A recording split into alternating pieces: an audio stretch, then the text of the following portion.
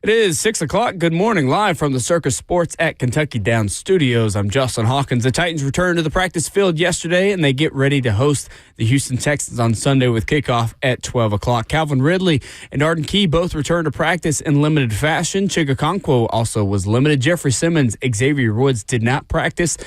And right guard Kevin Zeitler had a rest day. In NFL news, the Cardinals will be without second-year wide receiver Marvin Harrison Jr. this week against the San Francisco 49ers. Harrison was dealing with some appendicitis and had an appendectomy yesterday. His return for the next couple weeks is questionable. Thursday night football tonight in New England as the 8-2 Patriots host the 2-7 Jets at Gillette Stadium. The Patriots will be without Ramondre Stevenson and Kayshon Boutte, and the Jets will be without wide receiver Garrett Wilson. Kickoff is at 7:15 tonight on Prime Video, or you can catch Westwood One's call right here on 104.5 The Zone starting at 7 o'clock. And Tennessee Vols basketball beat North Florida last night 99-66 to improve to 3-0 on the season. Forward J.P. Estrella off the bench had a game-high 23 points and 10 rebounds in the win. For all your foundation repair and waterproofing needs, you got to go to USSTN.com. Breaking news at once on your home for the Titans and Vols.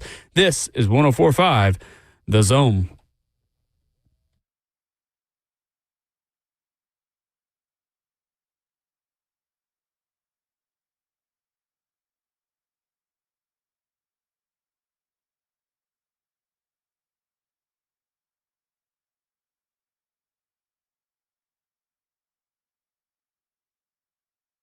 Thursday morning, Friday Junior, how it's known on this show. Good morning. This is Ramona Will, fueled by Scooters Coffee, 104.5 The Zone. Scooters Coffee can fuel you as well in Rivergate, Smyrna, Brentwood, White House, or Mount Juliet. Amazing people, amazing drinks, amazingly fast. 615-737-1045 is the number. He is the 11-year NFL veteran involved for life, Ramon Foster. Justin Hawkins at the controls. Coming up this morning, voice of the Vols, Mike Keith at 8:20 on some hoops, on some football, on life. Coach Mack at 7:20 as always. Thursday 3 in hour number 4 as the weekend kind of just begins with Thursdays. On this program. Good morning. Why waste time, Will? This is what we get to. Like, seriously, at this point, if you can't do one more day of the work week, unless, like, it's just crazy manual labor and stuff like that, like, what are we doing here, man? Enjoy this one. Thursday is where it starts, to your point. And by the way, I can tell I'm getting older, too. My index finger is just hurting for no particular reason at all right now. I'm sorry? It's just how it goes, I guess, Will. Just out of nowhere, I'm like, why is my index finger hurting? On my left hand, at that. My non-dominant hand. It's weird. You need to tell your index finger that when it points, there's 3 more fingers pointing back and at you. I'm blaming it right now, okay? That's right. Absolutely blaming it. Yesterday at Ascension St. Thomas Sports Park, Calvin Ridley made a limited return to the practice field. Still no Jeffrey Simmons. We did see Arden Key in a limited capacity as well. Talked to him in the locker room after practice. Felt good. Felt happy to be back. How significant is Calvin Ridley's potential turn, Ramon Foster, to the Titans offense? Man, it's a matter of how long he stays out there. I just start there first as far as him being on the practice field, him getting reps with Cam also. Because those hamstring injuries for those types of guys who are quick twitch and small athletes with not a whole lot of body fat, those dudes can find themselves re-injuring it quick, and that's what you don't want from him. And he's been out for, close to a month now. You'd hope that he's strained it as much as he possibly can as far as pushing the limits. But if he's out there for the rest of the season, it's awesome. Maybe there's a little bit more stability and a threat of him being in this offense to opposing defenses. That's kind of where it started at, especially with the young wide receivers somewhat carving out a role for themselves. At least you know this. Without him being in Tim and Alec both, they are capable of playing the game the right way and making plays for you. It's just consistency of it and when you choose to go to them. So that's where Calvin plays a part in this. He can be, honestly, a little bit more of a distraction for those guys to get busy in other directions because they've somewhat proven it. Statistically, do you think Cam Ward, without looking, has been better or worse with Calvin Ridley on the field? Without looking, I'm going to say better. It's actually the opposite. Is it really? Which is surprising. Now, correlation does not always equal causation, is what I was taught in math classes, meaning that just because two things are related to a trend, it does not necessarily mean the two trends are directly related. However, with Calvin Ridley on the field, Cam Ward this season has completed 48% of his passes, 85 for 174, 2 touchdowns, 3 picks, 19 sacks, 5.1 yards per attempt. That is at Denver versus LA, against Indy at home, at Houston, and at Arizona. Now, the way this is skewed a little bit is that you're at Houston for one of these games. You're also playing the Rams. You're playing the Broncos. Some really good defenses and some tough road trips out of those games. But you also skew it with the really good performance Calvin had in Arizona. Yeah. Without Calvin Ridley, Cam Ward is completing 65% of his passes, 17% higher, 85 completions, actually the same number of completions, but on 43 less passes, 3 touchdowns, 3 picks, 19 sacks, 6.7 yards per attempt. Now, this could mean a couple of things. It could mean, A, that Cam Ward has just gotten better over the course of the season, and that unfortunately Calvin Ridley has not been on the field to benefit more from that improvement. It could also mean that when Calvin Ridley isn't on the field, Cam Ward is forced to spread the football around a little bit more and find some more success. Where do you see the truth in that? Do you feel like there is a legitimate trend here, Ramon?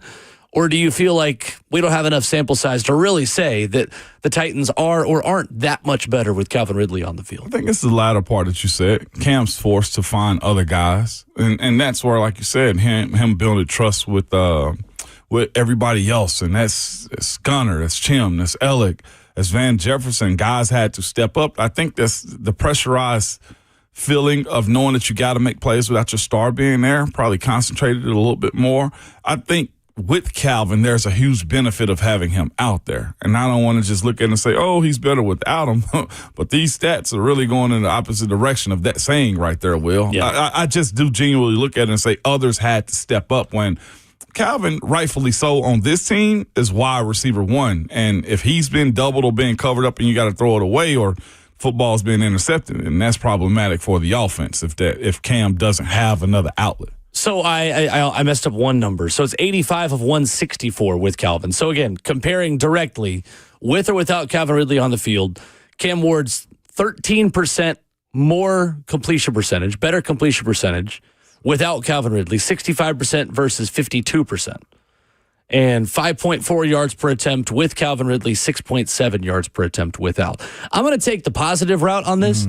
I am excited to see how a better version of Cam can utilize Calvin more with some of the improvements that he's made, meaning checking the ball down a little bit more, being more well, really, I think that's it. I think that's the improvement that Cam has made. It's not really a big list to make. Yeah. It's the fact that I do think he has done a better job finding underneath targets as the season has gone. Yeah, and that's going to be crucial because we spoke about this yesterday. Like, the best thing this offense needs to do is find the rhythm, find ways to just continually move the chains and close it out.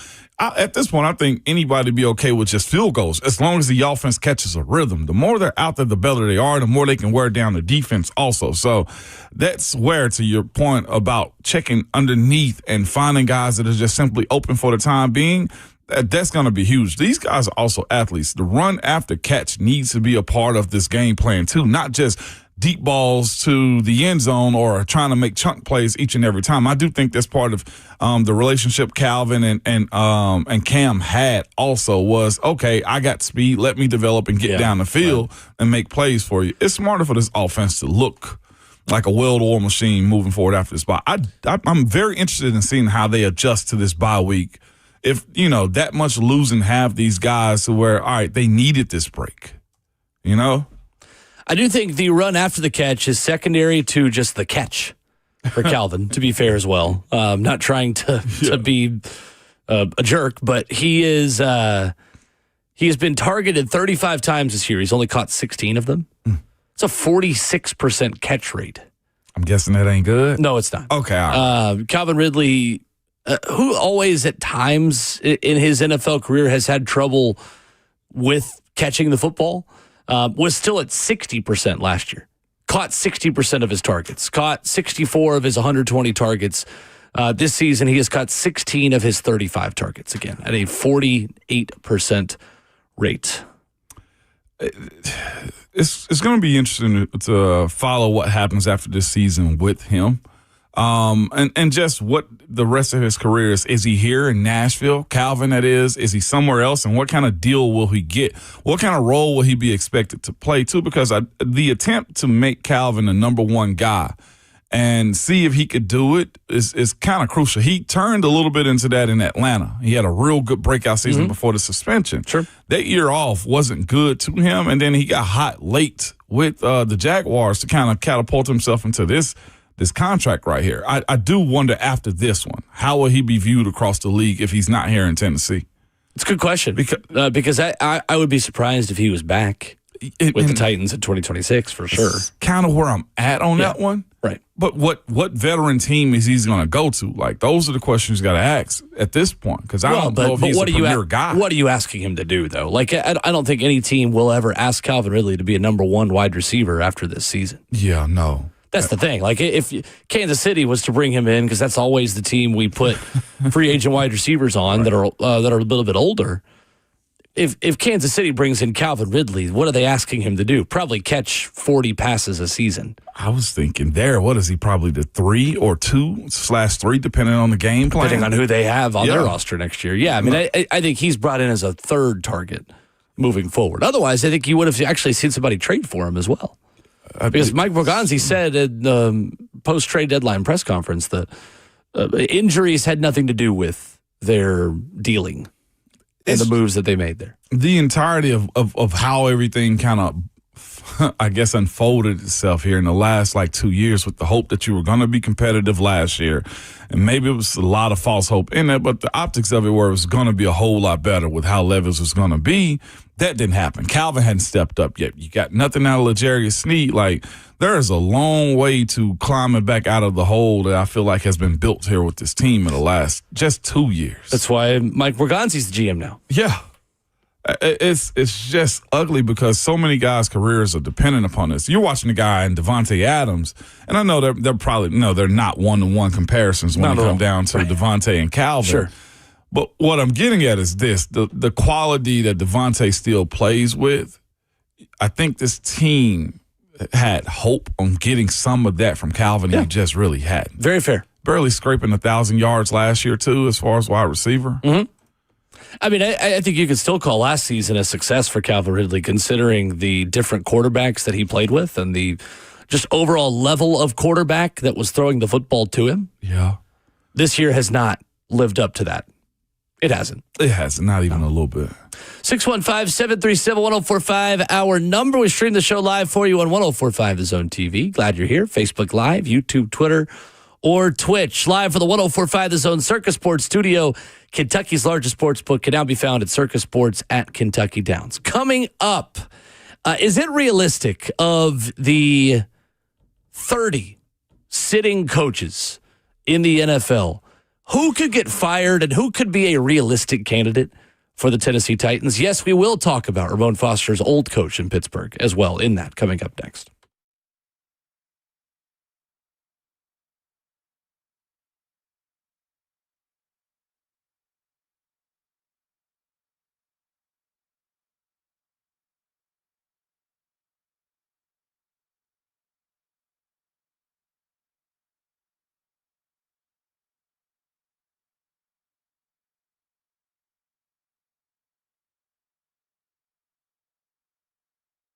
It's Ramon Foster for Hiller Plumbing, Heating, Cooling, and Electrical. Man, nobody likes dealing with plumbing, HVAC, or electrical emergencies. Most of the time, you don't know what it's going to cost you if it'll get fixed right, or if somebody's just trying to sell you something you do not need. When you call Hiller, the experts are going to solve your problems quickly. I've called them numerous times for different things around my house. Nothing that they did. It's just that houses sometimes, they break down. It could be an HVAC system. It could be a plumbing issue around the house that you didn't know you had going on. Well, I've had those types of things happen in my house, and Hiller has fixed it promptly. They've been very professional about it. Their techs, when they show up, man, are some of the best around. They kind of put those shoe covers on their feet when they walk in your house because they want to leave it better and cleaner than what they found it. And also they just do good work. If you're not happy with the service a healer is going to provide you, your service will be free, or they'll do all they can to make it right with you.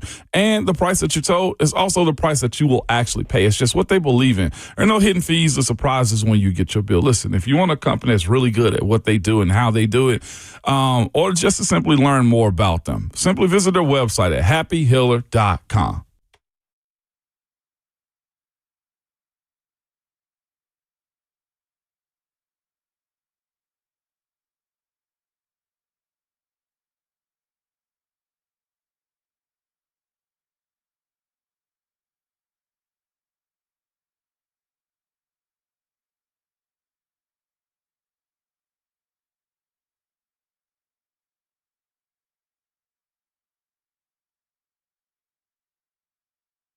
Genesis Diamonds presents the Holiday Love Event, the biggest and final sale of the year. You can go ahead and mark your calendars for next weekend. It's November 21st, 22nd, and 23rd, where you can enjoy store-wide savings up to 35% off. Engagement rings, earrings, pendants, bands, and bracelets. This is the biggest and final store-wide sale of the year. If you've lived here for a while, you know this is the event that everybody waits for. Acclaimed designers will be here with their entire collections. Even luxury pre-owned Rolexes are included in this. Zero interest financing also available to you, and the staff at Genesis know they can break all the rules during this 3-day, $30 million sale.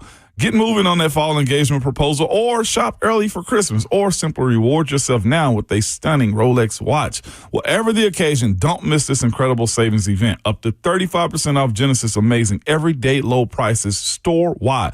Color gemstone jewelry, the latest designer creations, diamond classics. Get the best price of the year. It's 3 days only, November 21st through the 23rd, exclusively at Genesis Diamonds. They're located at Green Hills and Cool Springs.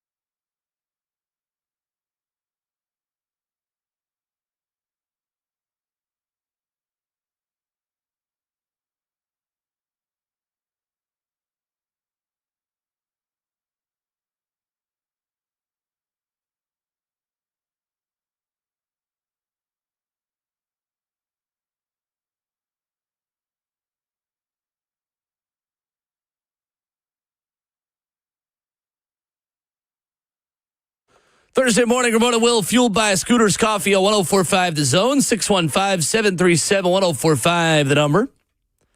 So I think there are 4 long shot options for the next Titans head coach who are head coaches today. I think 2 of them are much more realistic than the other 2. But, Ramon, you never say never. And we're going to dive into if a sitting head coach in the NFL could potentially be the next head coach of the Tennessee Titans. I like this conversation, man. But first, we go to the phones where Ryan is in Lebanon wanting to talk about the Titans offense. Good morning, Ryan. Morning, Ryan. Hey, good morning, guys. How are y'all this morning? Good.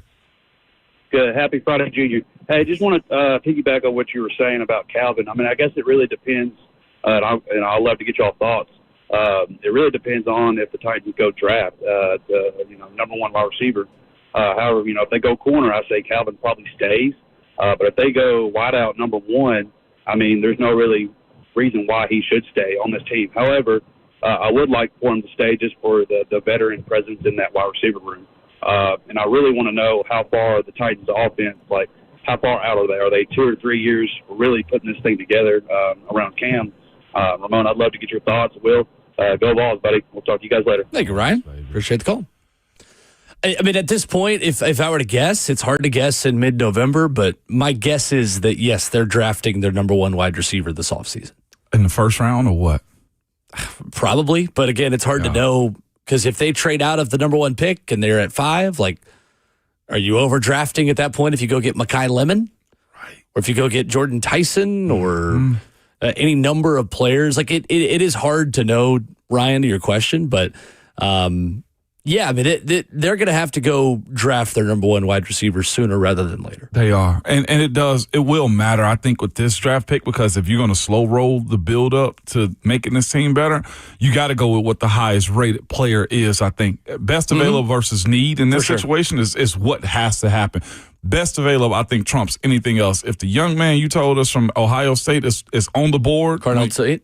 Not Cardinal, the edge rusher or the linebacker. Oh, Arvell Reese. Reese. If Arvell Reese has a better rating than Lemon out of the USC, then I got to take Arvell Reese. I'm just sorry on this one. I know you need a wide receiver, but real quality ones are there. So I just think it's a lot of pressure drafting a wide receiver in the first round. Yeah, you reach that early when you try to match need with automatically where you're picking. Arvell Reese is an off-ball linebacker as well, who has 6.5 sacks. He plays everywhere. It's unbelievable. He's a freak. Not to also put too much more pressure on Cam, but that question of how much quicker you accelerate this, number 1 wide receiver, how much does he develop going into this next year? What about his play callers, et cetera? It's the exact answer I was going to give. Yeah. That's going to matter, I think, a little bit more than almost the counterparts that he's going to play with. Does he get better also in his play callers?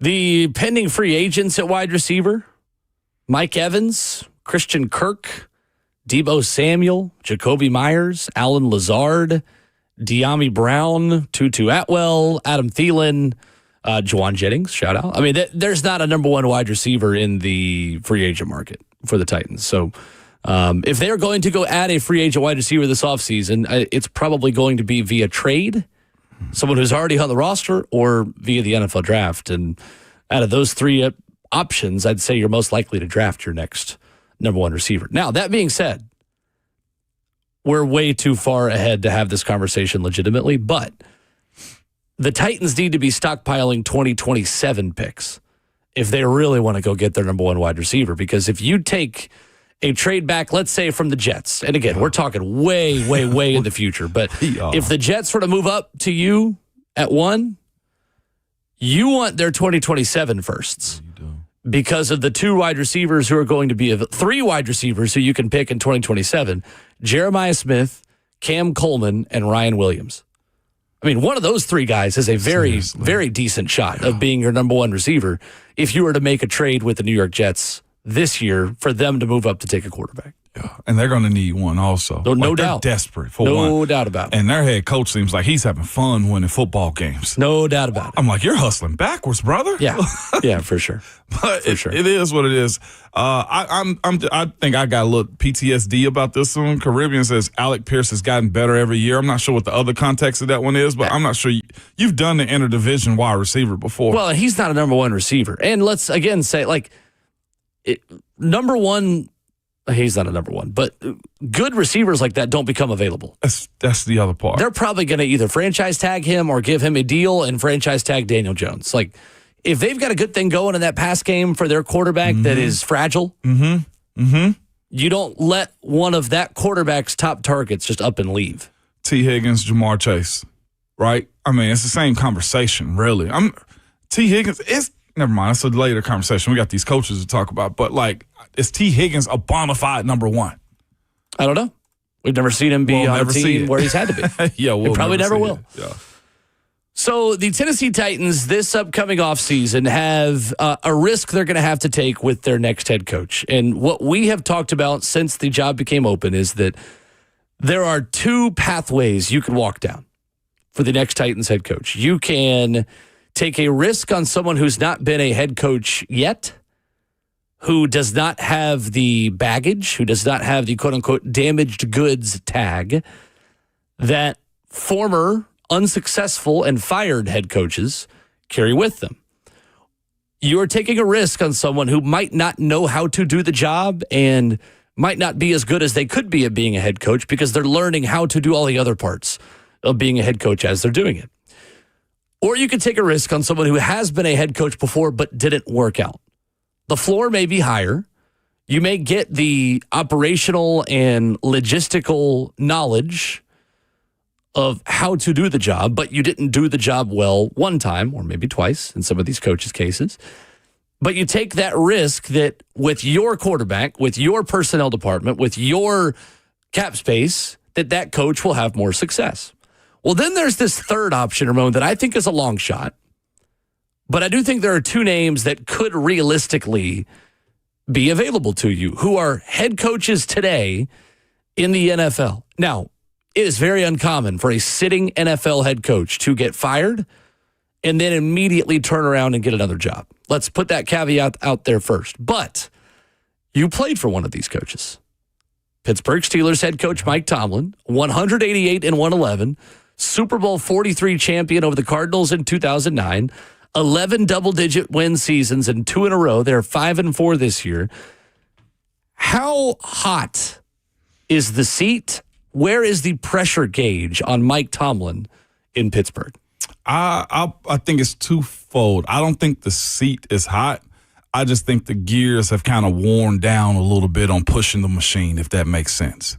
Like, he's in a position where Coach Tomlin, I feel like, can stay, and everybody be like, okay, all right, we'll see. You continue to do the thing that you do. Heck, the rest of the season, they can make the playoffs, get their first-round win that he hasn't had since 2017, if I'm not mistaken, also. So there is that part of, which is why I said I don't think you necessarily want to call it hot. I just think he needs new gears, new spark plugs, and a new transmission around there to where it may end up just being a mutual rebuild or resetting with Coach Tomlin at this point. The fan base, from what I can see on social media, they are in a position where they're tired of doing the same song and dance. They feel like they've underperformed at times where they shouldn't. You go to the West Coast and you lose to the Chargers the way you do from time to time. You end up losing the game, and it kind of foreshadowed that loss with the signing of Joe Flacco to the Cincinnati Bengals when you had Baltimore Ravens dead on the deep end of the pool. You had Cincinnati dead on the deep end of the pool, and you allow them to kind of bounce back. So it's those type of situations where it's tiresome. I feel like almost in a sense. And I'm not saying that he's not I think Coach Tomlin is still one of the greatest coaches ever. They're still really good at his job. I just think the roll and dance and, two-step I feel like the shoes is kind of worn down now. I would walk over Legos to Pittsburgh to help Mike Tomlin pack his bags to come to Nashville. In them worn out shoes? I would walk over Legos.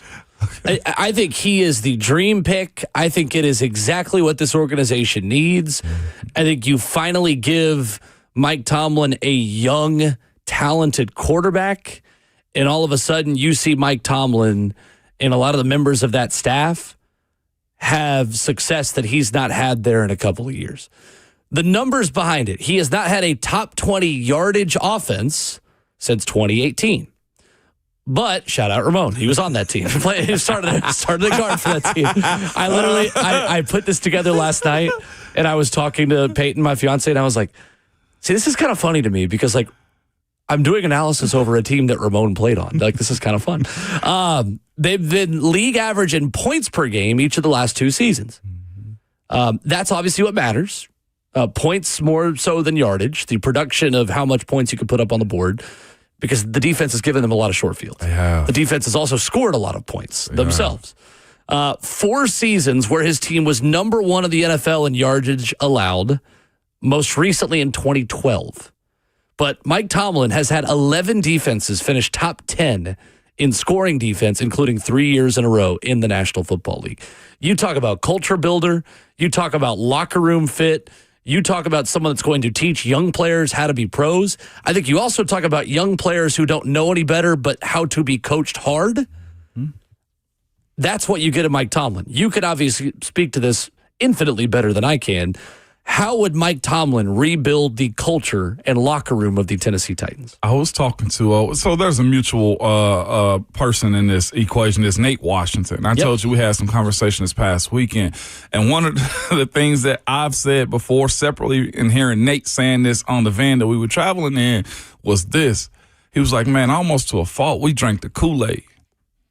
Will, you walk into the locker room and you literally drink the Kool-Aid. Like, I've had differing conversations with people about, you guys just do it this way. So I'm like, yeah, you're kind of damn right we do. Like, you have no choice but to fall in line, because the establishment of what the locker room is, the respect that Coach Tomlin has as a group, and also this too, the veterans that you keep around allows that to be okay. I've had teammates from other teams walk in like a Jericho Cotter and be like, this is a little bit different right here. You know, I've had numerous Joe Hayden, another one of those guys who's an all-pro, Pro Bowl type of cornerback that played in Cleveland with a different culture, walk in just like, this is just different. And it's because when you have a coach that you can believe in and got the respect for, like, following commands is easy to do when the proof of concept is there. That's what I feel like this franchise needs, that locker room needs. More importantly, is football to be the main thing that you are doing. He tell us all the time, football is our game. Winning is our business. And you need to understand how you get to both of those things and make them acceptable. And that's why I said, like, the fact that this team wants to, and I say this out of respect to the guys there, they want to buy into it, but who's actually led them properly as of late? Like, and I know you say Vrabel had his time, but, like, as short-lived as that was, it kind of fizzled fast too. You know, and it was all, I felt like, laid on Derrick Henry's back for the most part. What I know is this: Coach Tomlin likes to build from the inside out. He's going to be a guy that presses him. Like, when we were younger and had to grow up quick, he was on us every single day. He pointed us out every single week. If there was an issue, he had no part. He had no shame in exploiting you in front of your teammates to make you feel ashamed about bad performances out there. And all this is done in-house, too. This isn't something that he's going to play in the media when it comes down to, hey, that offensive line sucks. No. He's going to get you in the meeting room and hold you accountable on the practice field when he's done, too. It's not like it's just a coaching point in a meeting and nothing translates to the practice field. It's going to be a continual conversation where a cattle prod. He just zaps you every day about the little small, as he like to say, minutia of the game. Is this realistic at all? Like I said, I not fully being in it. Yeah. I do think the dance and the song has kind of slowed down. So that's one element of it that I think is valid, that maybe this could be the last dance in Pittsburgh. I think the next question then is this job enough to get him to turn right around and take a new opportunity, and here where it's going to take some time to rebuild things? Like, Mike Tomlin, to me, unfortunately, feels like the kind of coach that might decide himself to take a year and take meetings, do some television, take a beat, and then take a job that's open in 2026. Do you think or 2027? Fair? No, because what I know about him is he loves football. He lives it. He breathes it. Okay. I don't think he will want to be away from it. I'm glad to hear that. In a year. And like, if you hear him talk privately, football is what he does. So I can't see a gap. You're being a part of his plan to say, yeah, I just need to breathe. Well, then the third element of that then is beyond just, hey, are you available? B, do you want to coach? C, is this job the one that entices you the most? Is this the best opportunity available for Mike Tomlin? I don't know. I don't know what other jobs are open. I contradict myself because I've been on hey, get what you can from him, but I know Jeffrey Simmons being a part of that nucleus plays a huge part in it. If you feel like you can build around him, I know having Tavondre Sweat being here and pushing him to a limit that I don't think he understands from a coach that knows what it looks like, that's coached all-pro, future Hall of Fame guys like Warren Sapp. And has made it work. Yeah. Like, he's done those types of things. And to that point, and to Mike Bergonzi's point at the trade deadline press conference, you're more willing to keep a Jarvis Brownlee around if they're coached by Mike Tomlin. Yeah. That's kind of the point of what Mike Bergonzi talked about at that press conference, to say, like, we don't have the culture to be able to develop a kind of personality like that. Well, maybe all of a sudden with a coach like Mike Tomlin, who has made a career out of developing young players out of a lot of different college programs and situations and personalities and getting the most out of D-A-W-G, defensive players and offensive players. Yeah, right. Yeah. For sure. I just say defensive because I feel like he's more hands-on with the defense. Oh, easily. I don't think it is really all that realistic. I think it's a long shot. I would love it so much. I'll say this. I almost feel like it has the Vandy effect, though, too, because you also have to ask yourself, how willingly are you to paying the money that he's going to demand, too, as a head coach? Yeah, for sure. Jay Bucks on YouTube says, which young quarterback did Tomlin develop? Ben Roethlisberger. But again, did he personally develop him? I don't know, but he was on a staff that won a Super Bowl with him. So 2 of them. No, one. Here's what I would say to Jay. Jay, fair point as far as young quarterbacks go. But what I do know is this. Those quarterbacks got their 4 years in, Kenny Pickett being one of them, right, to where they were able to be supported. Ben was a unique talent. None of those quarterbacks after Ben played a part into had a career that he had. Yeah. But what I would tell you is you won a whole lot of games with Mason Rudolph, Devlin Hodges, Landry Jones, Josh Dobbs, and others because you had a team that could support them. I'll tell you, that's been my main thing too. Get a team that can also support your quarterback until he starts to drive the car himself. Yeah, right. That's what you're looking for Cam too, Jay. Open to your thoughts, 615-737-1045. Streaming live at 1045 The Zone TV. You can hop in the F&M Bank chat, Facebook Live, YouTube, Twitter, or Twitch. Would you be open to Mike Tomlin? Plus, how I feel about another coach that originally I had in my top 5, who is a current coach in the NFL that I'm starting to sour on just a little bit. Coming up next.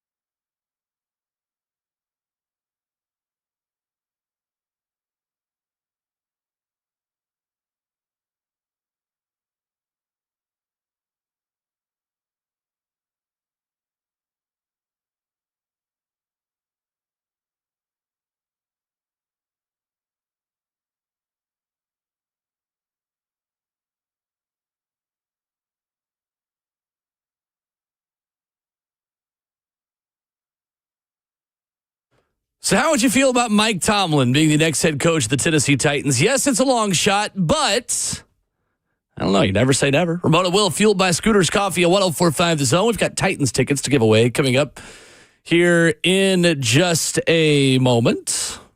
615-737-1045. Matt is in Shelbyville first up. Hey, Matt. Morning, Matt. Hey, morning, guys. First of all, there's zero chance. Zero? For Tomlin to more than zero. Negative a million. Why? Negative a million.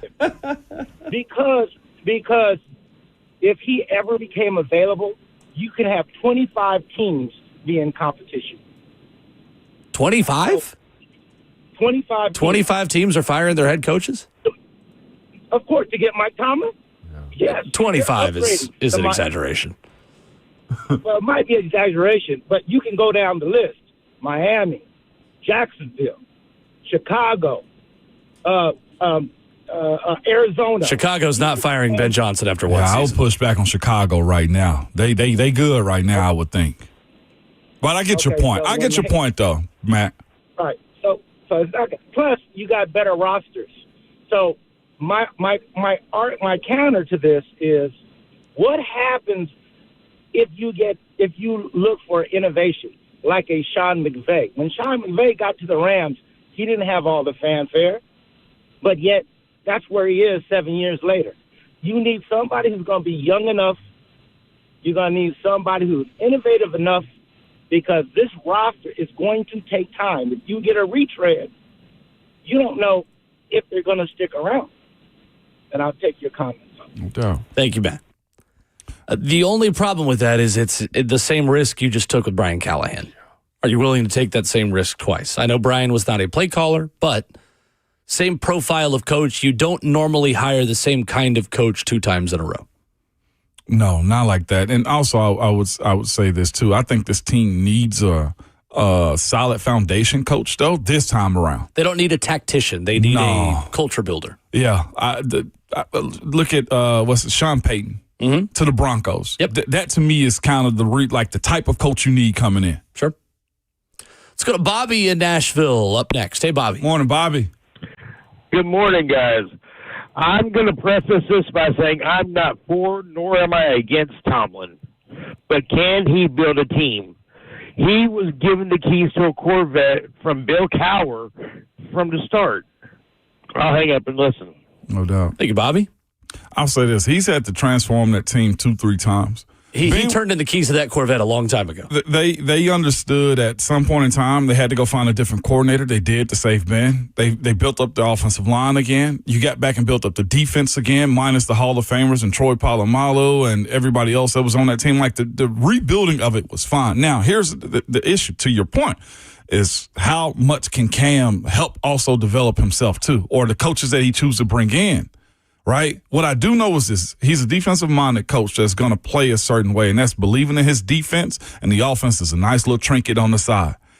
If you're asking me if Cam has the ability to thrive under him, I think it's yes. Or any coach just like that too, because as many strikes as Cam can get with the football in his hand, you want to give it to him. And that's what I feel like a defensive-minded head coach is going to be able to provide to him, is a method of, say, staying cool. I look at Brent Venables versus the Vols. Right? From a college perspective, at the end of the day, we ain't got to win the football game offensively every weekend. But if you do just happen to get a real good offensive player, you're going to be able to do it. And the other thing, too, I think that this group need is managing personalities, too. And he's a great manager of people. And, again, I say this again, the ability to buy in and drink the Kool-Aid, everybody in the city gonna be sipping. Is what I'm telling you. Oh yeah, like that whole standard is a standard thing. No. That's a modern day slogan now, and everybody understands what that means. Yeah, that is the slogan. If you're unfamiliar in Pittsburgh, is the standard is the standard. So Ramon played under for 11 years. I don't think you can use the Bill Cowher gave him a good situation excuse anymore. That was so long ago. You don't extend that success as far as he has without being able to build and sustain a culture. He traded in the keys to that Corvette a long time ago. He's driving something new now. He's got a muscle car up there. Yeah, Yeah. Chevy Camaro. Yeah. Probably the best car to describe what the Pittsburgh Steelers are. I'm souring on Kevin Stefanski a little bit. Really? Kevin Stefanski just gave up play calling duties for the second year in a row last week. Jimmy Haslam, the owner of the Cleveland Browns, has said on the record, Kevin's done a really good job with us, and we've had some tough breaks. A big trade we made didn't work out, and, we're all suffering from that. You find out about leaders when things are bad, not when they're good, and he did a good job last week. That was a couple of weeks ago that he said that. I'm starting to think, I know he was in my top 5 originally, Ramon. I think the noise and the stench in Cleveland is just a little bit louder and a little bit stinkier than I even really thought. The more I kind of dig into Kevin Stefanski, I think he is the type that, again, might just choose to take a year off and take a beat. Yeah. If he was fired by the Cleveland Browns this offseason. I'm not sure you turn around and immediately hire him. It's my question is, he's a 2 times, coach of the year. He is. Where is that guy at? Is it because of his quarterbacks that they've swung and missed on numerous times too? Like, is that part Partly, of yeah. Yeah, but so I'm not all the way out on that idea. I just, how I look at Cleveland sometimes, man, is they are just what they are sometimes. And him having dealt with Cleveland, if he does get fired and comes to Tennessee, maybe the understanding that he knows how to navigate that front office, that team, those players, and how to navigate a quarterback situation better than he did in Cleveland. I almost feel like he'll get a little bit more flexibility here because he's got a guy that most feel like they can trust in, Mike Borgonzi, too. How much can he trust his GM? I mean, he traded away the one thing that he had this year in Joe Flacco. Well, you already have your young, talented quarterback in place that I think Cleveland would have loved the chance to draft last year in Cam Ward. It's true. Jason is up next, talking about Mike Tomlin. What's up, Jason? Yeah, man, I was just listening to the radio this morning. I was hearing Mike Tomlin's name being brought up this morning, and I don't think there's a chance Tomlin gets out of Pittsburgh without some type of fight. Just because, one, who is Pittsburgh going to go get after Mike Tomlin? Because they've been historically known to have great coaches. And for two, Mike Tomlin, he reminds me a lot of James Franklin. He can go out, win the games. They're like the standard of the NFL. But then they go up against the Chiefs or the Bills or something, and then they lose, and that's why this conversation is even here. But I just feel like Tomlin is just one of the best coaches in the league right now. And if we're going to talk about getting a coach, I mean, I would. The one name that keeps popping up in my head is Clark Lee, just because I don't think he'll be able to find the same success next year as he does this year with Indy. Professionally, Clark Lee? You want Clark Lee as the head coach of the Titans? Yeah, I mean, just because I think his ceiling isn't going to get any higher than this year at Vanderbilt. What about his floor, Jason, though? He's never been an NFL coach before. I just don't think he'd be able to repeat the same success in the SEC here at Vandy next year or the years to come. I feel like he's going to be, if he wants to repeat that success, he's just going to have to move up to a different program. Jason, you a Vandy guy? I just got to ask. No, I'm a Tennessee guy. Oh, I've okay. just been watching. I've been watching local teams all through the years, Okay. and it's just reminded me a lot of the 2015 season when James Franklin left. Okay, understood. Thank you, Jason. I was Clark Lee to the like. I think Clark's more of a college coach. Clark Lee is a college coach, yes. Yeah. I don't even. To your point about the contract extension though from Vanderbilt, these are the conversations now is about to start happening too. Well, they're happening. I don't think you can compare Mike Tomlin and James Franklin. Mike T's won a Super Bowl. Mike T has a Super Bowl, and you can't compare a college coach who puts together the roster to an NFL coach who doesn't. There are GMs in the NFL. You get to coach the players who are given to you. I know you have a say, but you don't have the say the way you do in college. You are not as judged on your wins and losses on the black and white results as much as an NFL head coach, as much as you are a college head coach. So I don't think that's a fair comparison. Coming up, hour number 2, 615-737-1045. We'll take more of your phone calls. Plus, I think Cam Ward is working on something that might be the opposite of what fans want to see, but it's for the best for the Titans offense. And Titans tickets as well, coming up next.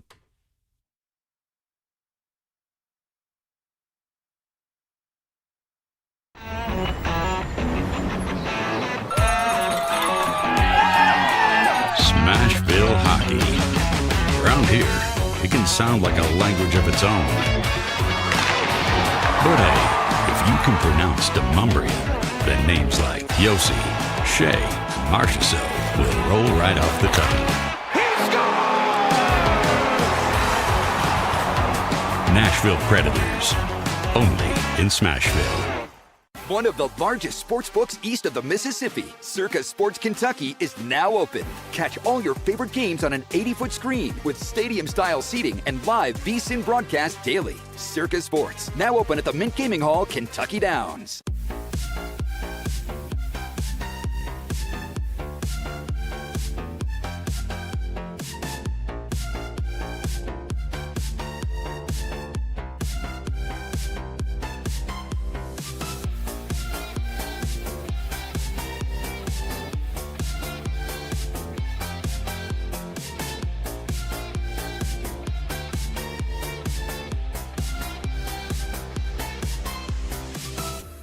My dad and I used to golf together all the time, but when he hurt his back, it was over.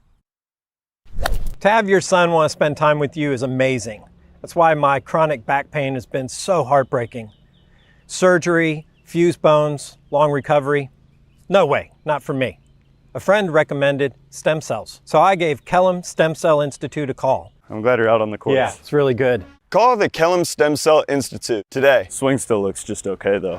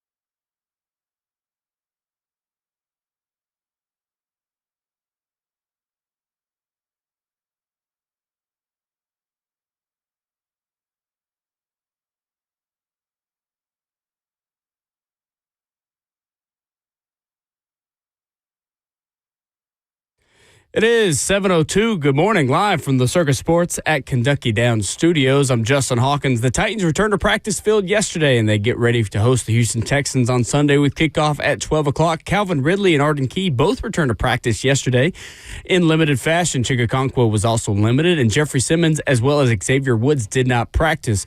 Right guard Kevin Zeitler took a rest day. In NFL news, the Cardinals will be without second-year wide receiver Marvin Harrison Jr. this Sunday against the San Francisco 49ers. Harrison was dealing with some appendicitis and had an appendectomy to repair yesterday.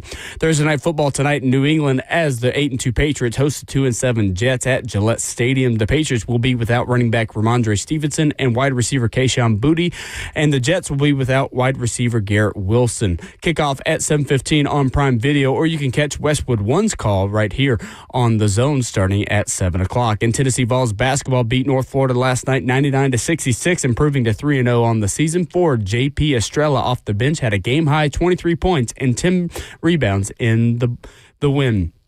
For all your foundation repair and waterproofing needs, you got to go to USSTN.com. Breaking news at once on your home for the Titans and Vols. This is 104.5 The Zone.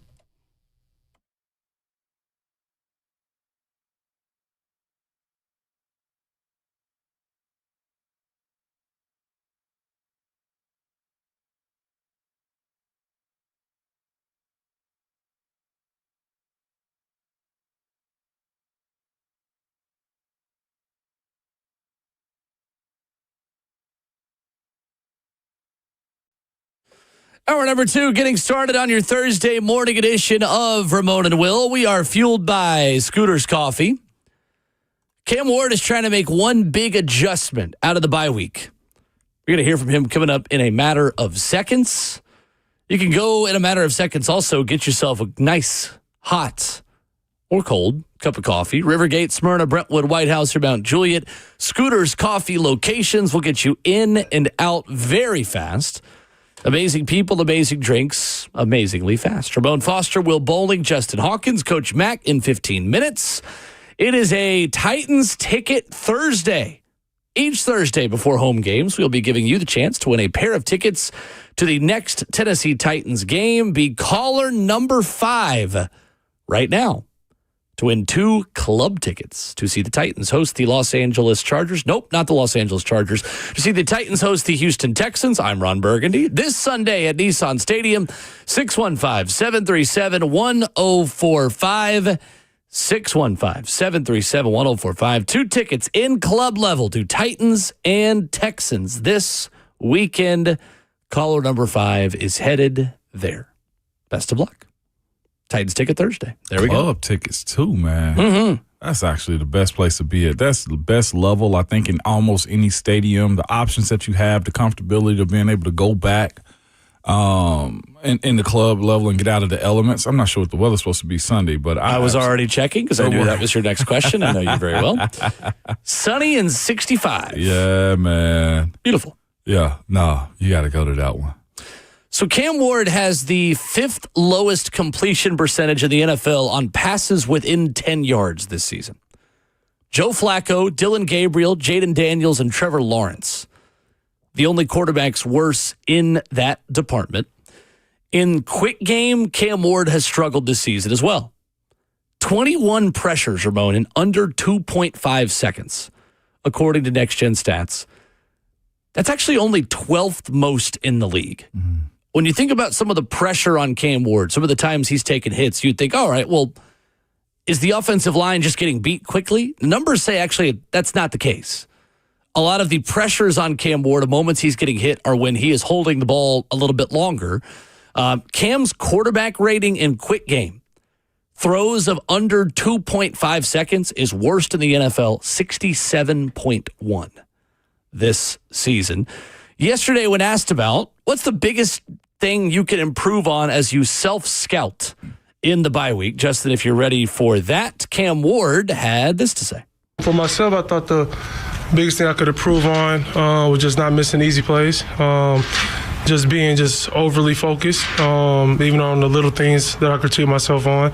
And then just as a whole, offensively, just doing the things that we're good at more throughout the game, more in practice, and then just lead to, good offensive play. I know you're the kind of guy that would spend probably a lot more time out there if the rules let you. You ever feel like there's not enough time in a regular work week to work on some of the stuff you'd like to? There's always enough time. You just got to know how to use, your days. It might not be a lot of time just with full speed reps because we're later in the season, guys' bodies, you got to be able to get them to Sunday. But you got to be able to be a mental quarterback, and I think that's what I'm getting better at each and every week. Just, count walkthroughs as actual game reps, just being, just mentally focused on a lot of little things. It seems like for how much the coaches talk about the individual periods and footwork and stuff, that's only a small segment of what you do each day. Is it enough? Does it feel like enough? Yeah, it feels like enough. I get a lot of it done on my own time. And that's just really, how the work week is. You got to take advantage of the minutes that you get. Then you got to maximize just outside the building. What are you able to do in your own time? Just a lot of just short stepping, not overstriding, a lot of pocket movement. I think the biggest thing is just not, throwing from off-balance platforms if I don't need to, just staying in the pocket. It's the last part is the important part for Cam Ward. It's working on the technique. It's working on the footwork. It's Cam Ward speaking to the media yesterday. How correctable is that on the fly, Ramon? Making technique changes, not overstriding, not throwing off an unstable platform unless you need to. These are big philosophical, fundamental changes Cam is trying to make as he's also preparing for what the Houston Texans are going to show him on Sunday. It's that, but it also comes down to how much they can control as an offense to make sure that he does those things too. What I mean by is you will abort mission and go back to the old you in times where you're under pressure. And that's where if he's been working on it, how many reps has he gotten with, his feet and staying in the pocket, stepping up in the pocket and those types of things right there. We'll get a chance to see those things this Sunday against the Houston Texans because they're going to pressure him. They're going to try to flush him out as much as they possibly can. And I thought the other part, too, was in what he said before that is being a better mental quarterback also. If he is working on those things, the mental part of being a quarterback and also his footwork, then it also means that he knows where the football should go in moments where he's got to get rid of it. Because the extension and holding on to the football, I think, is where those issues that he's brought up, getting too wide, shoulders, and, all the small technical stuff, that's where I think that goes to the crapper is whenever he's trying to extend plays and make the big play or trying to find the next one. Yeah, for sure. We talked a lot in the offseason about Cam's strength being intermediate passing game, right? Yeah. 10 to 20 yards. That's where Cam Ward's got to live. Unfortunately, that is not translated to the NFL. And I was looking through all these things and just the different splits, meaning different situations. How is Cam faring according to some of the next-gen stats and these things? On passes between 10 to 20 yards, Ramon. 10 to 19 air yards. Have you already seen the number I put in our right doc? Now. So I won't have you guess then. Yeah, no. Cam Ward this season on passes in between 10 to 19 air yards is 28 of 77, completing 36% of his passes. 6.4 yards per attempt, a quarterback rating of 52.7. That's a difficult way to live. It's a hard way to live. When all you have is quick game, short, dump down, get the ball out of your hand and let a guy make a play, or 20-plus yard, let me air it out, Calvin Ridley's down there somewhere. What does this offense need to do to have some kind of intermediate passing game? Establish a run game, Will. It's that simple. Like to have this stat line out here for Cam in his rookie year tells me they've been relying on him a little bit too much. They've bought into the idea that he's the organization's savior. he don't have to be that in year one. You remember, we had this conversation over the summer. You just need for him to hop in the car, put on his seatbelt, and just ride along for a little while. This right here shows me he's been driving a bus, and that's not okay with where this team is talent-wise and where they are with how fractured it is as a coach.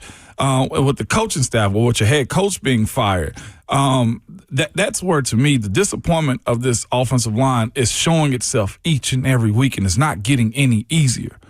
How do you not throw or the completion percentages between 10 to 20 yards is giving it to where you've softened up the defense enough to where they don't know what's coming next. And these 10 to 20-yard throws right here, it's almost predictable that either they want Cam to do this or situationally he's forced to do this too because they can't get good first down runs or completions or continuations of not being able to get or not having penalties. Sure. That's why you're asking him to do this. So, yes, I'm blaming him and his, completion percentage, but it's also the other 10 players out on the field, too, having to play their part in defense of him because I feel like I've been very defensive of him, but no rookie should have to be asked to do this and have this on their track record also. Sure. This is flagrant right here.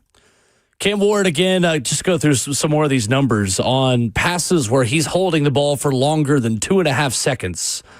100 for 178, a completion percentage of 56%, and the fifth lowest quarterback rating in the NFL this year at 76.5. Joe Flacco, Michael Penix, Tua, and Jackson Dart, the only quarterbacks with a worse quarterback rating when they are holding it for longer than 2.5 seconds. Yeah, this isn't how I thought the plans of this season was going to go when we saw it in training camp. Right. Agreed. There's no way this was the original plan, having this go this way. No, I think they wanted to run something very similar to what Miami did last year, blended with Brian Callahan's regular scheme and system. We have not seen the RPOs as much. Some of them are RPOs / run solutions. They just look like failed screen passes where you've got two guys to try to block, or one guy to try to block one, and you spring DK or Iamaner on the outside, and they just can't block it. So it looks like a failed screen pass. I think some of those are RPOs. I mean, I'm not going to act like a total expert on schematics and the way all of these things work, but that's the way I understand it, is that, sometimes he's pulling it and throwing it out wide in some of those quote-unquote run solutions that they call. They just can't block it. They cannot block it at all. Ever. So, for perspective on the stat about Cam and his intermediate passing game, again, if you missed that, he is completing 36% of his passes between 10 and 20 yards this season. Sam Darnold leads the NFL with a 70% completion percentage on passes between 10 and 20 yards. There are 10 quarterbacks over 60% completion in the intermediate passing game. Cam Ward is at 36%. What sucks for Cam is he's trending right now with Bryce Young. Yes. In that department. Yes, Bryce Young is the only other quarterback under a 40% completion percentage between 10 and 20 yards. It's that element of the offense that a lot of Cam's production and yardage is coming in fourth quarters when the score is separated and teams are sitting at 10 yards and saying, try me. And the offensive line breaks down, or he, as a quarterback himself, which is why he brought up his footwork and staying in the pocket and pushing up. Yep. The issue is this weekend, it's not going to be that simple of a task either unless his offensive line really drops their anchor and say, we're not allowing Cam to be hit this weekend. JJ on YouTube says, sounds like the Titans made the wrong choice at quarterback. I don't think it's time to say that yet. Simply giving you the numbers of what it's looked like so far and all of the different things that need to be addressed, there's so much to fix, Ramon, that you can't expect all of it to happen this year. It's going to take more refinement, more technical training for Cam to train his instincts. That way, when he is under pressure and things do get challenging and the pocket breaks down, he's got the right instincts to take over and not some of these bad habits that I think he's starting to form. Also keep the game competitive enough to where you don't have to go outside the box and do crazy stuff. And to your point, when you talked about how trading some defensive players in a way still makes Cam worse and makes it harder for Cam to succeed, that's the point, is that trading Draymond Jones or Roger McCreary, putting them on the trade market and not Calvin Ridley, well, it still makes your defense more easily picked apart which means you've got more separated scores for Cam to try to work against a little bit. No doubt. Coach Mack joins us coming up next. We'll talk Titans and Texans with Titans Radio's head coach after this.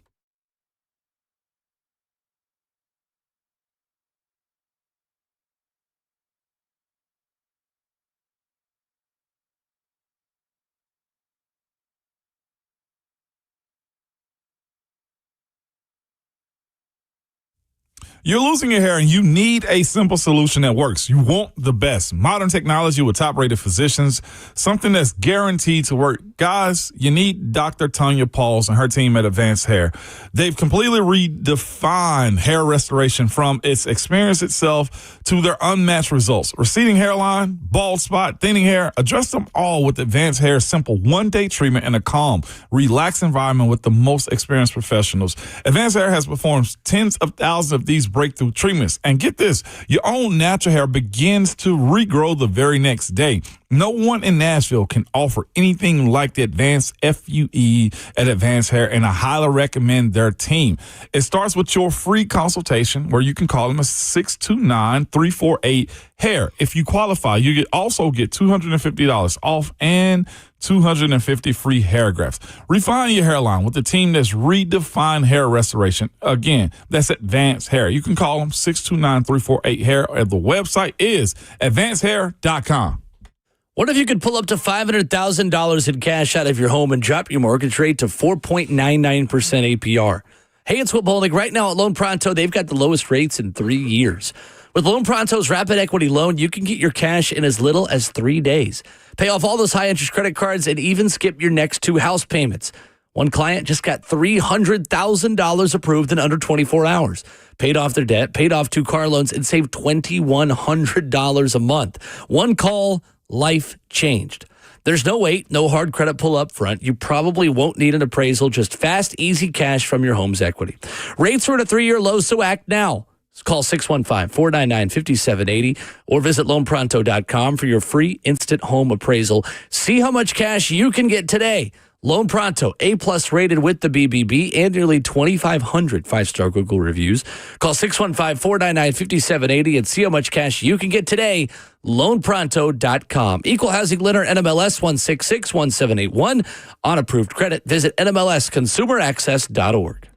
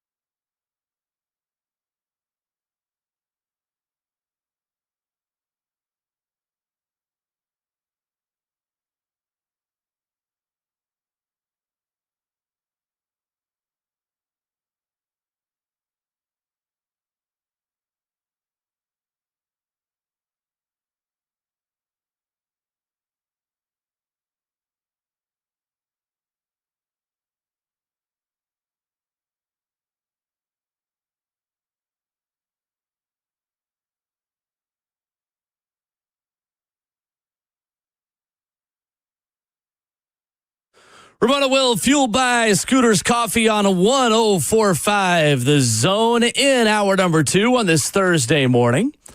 Ramon Foster and Will Bowling, joined by Coach Mac Dave McGinnis, presented by our friends at Two Rivers Ford, the South's most trusted Ford dealer. Out of the bye week, back in Booth 7 this weekend. Matt, good morning. How are you? Yeah, morning, guys. Yeah, it's back at it. You know, been to practice for the last several days, and got the second half of the season coming up this weekend to start. So let's go.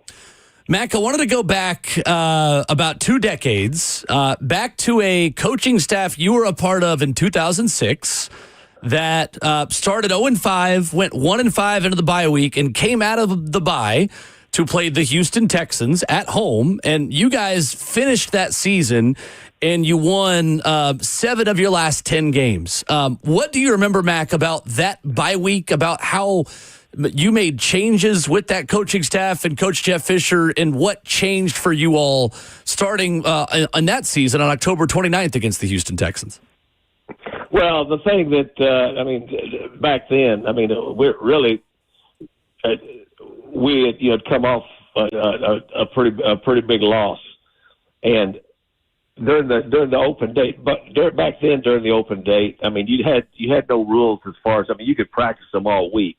We decided not to do that because, as to where our football team was. And I think a lot of it depends on, the personality and the nature of your football team at the time. But the thing that I remember talking about then was, when you look at things halfway through the season, if your bye week comes where you'd like for it to come in the middle of it, there are some things that you think that you might have been good at, or because you lost some people, you weren't quite as good at doing some things. You have to be able to switch gears and just conform to what you're doing, to what your players can do best. And the other thing is we really made a concerted effort to attack just each day separately, really, when we came back. And you don't look at it long term when you've lost that many games.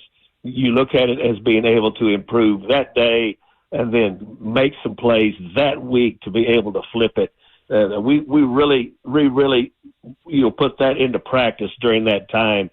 And as coaches, we sat down and did a pretty thorough job of looking at what we had done, what we thought that our guys could do a little bit better, and then sold it to the players, and they bought in.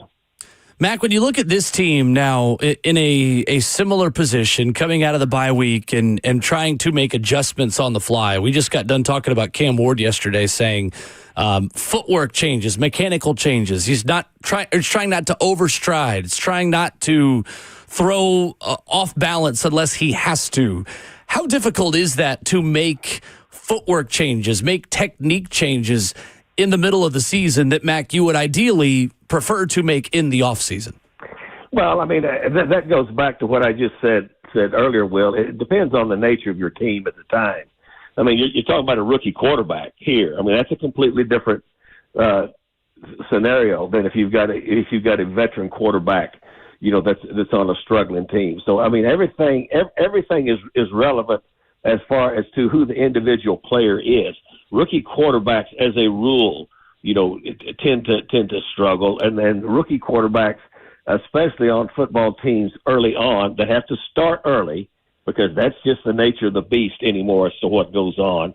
They have to be able to not forfeit to things that have worked for them in the past before they came into the National Football League. It's different playing in this league at every position that it is playing in the NCAA, but especially at the quarterback position. So, you're not going to fix everything at once, with any rookie player.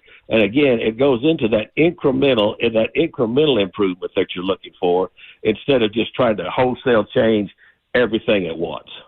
Coach Mac with us this morning. Mac, welcome back from the bye week, man. Glad to have you on the radio. Hey, Mo, how was Mexico? Oh, Coach Mac, beautiful country. Good time, man. The people were amazing. The views were awesome, Coach Mac.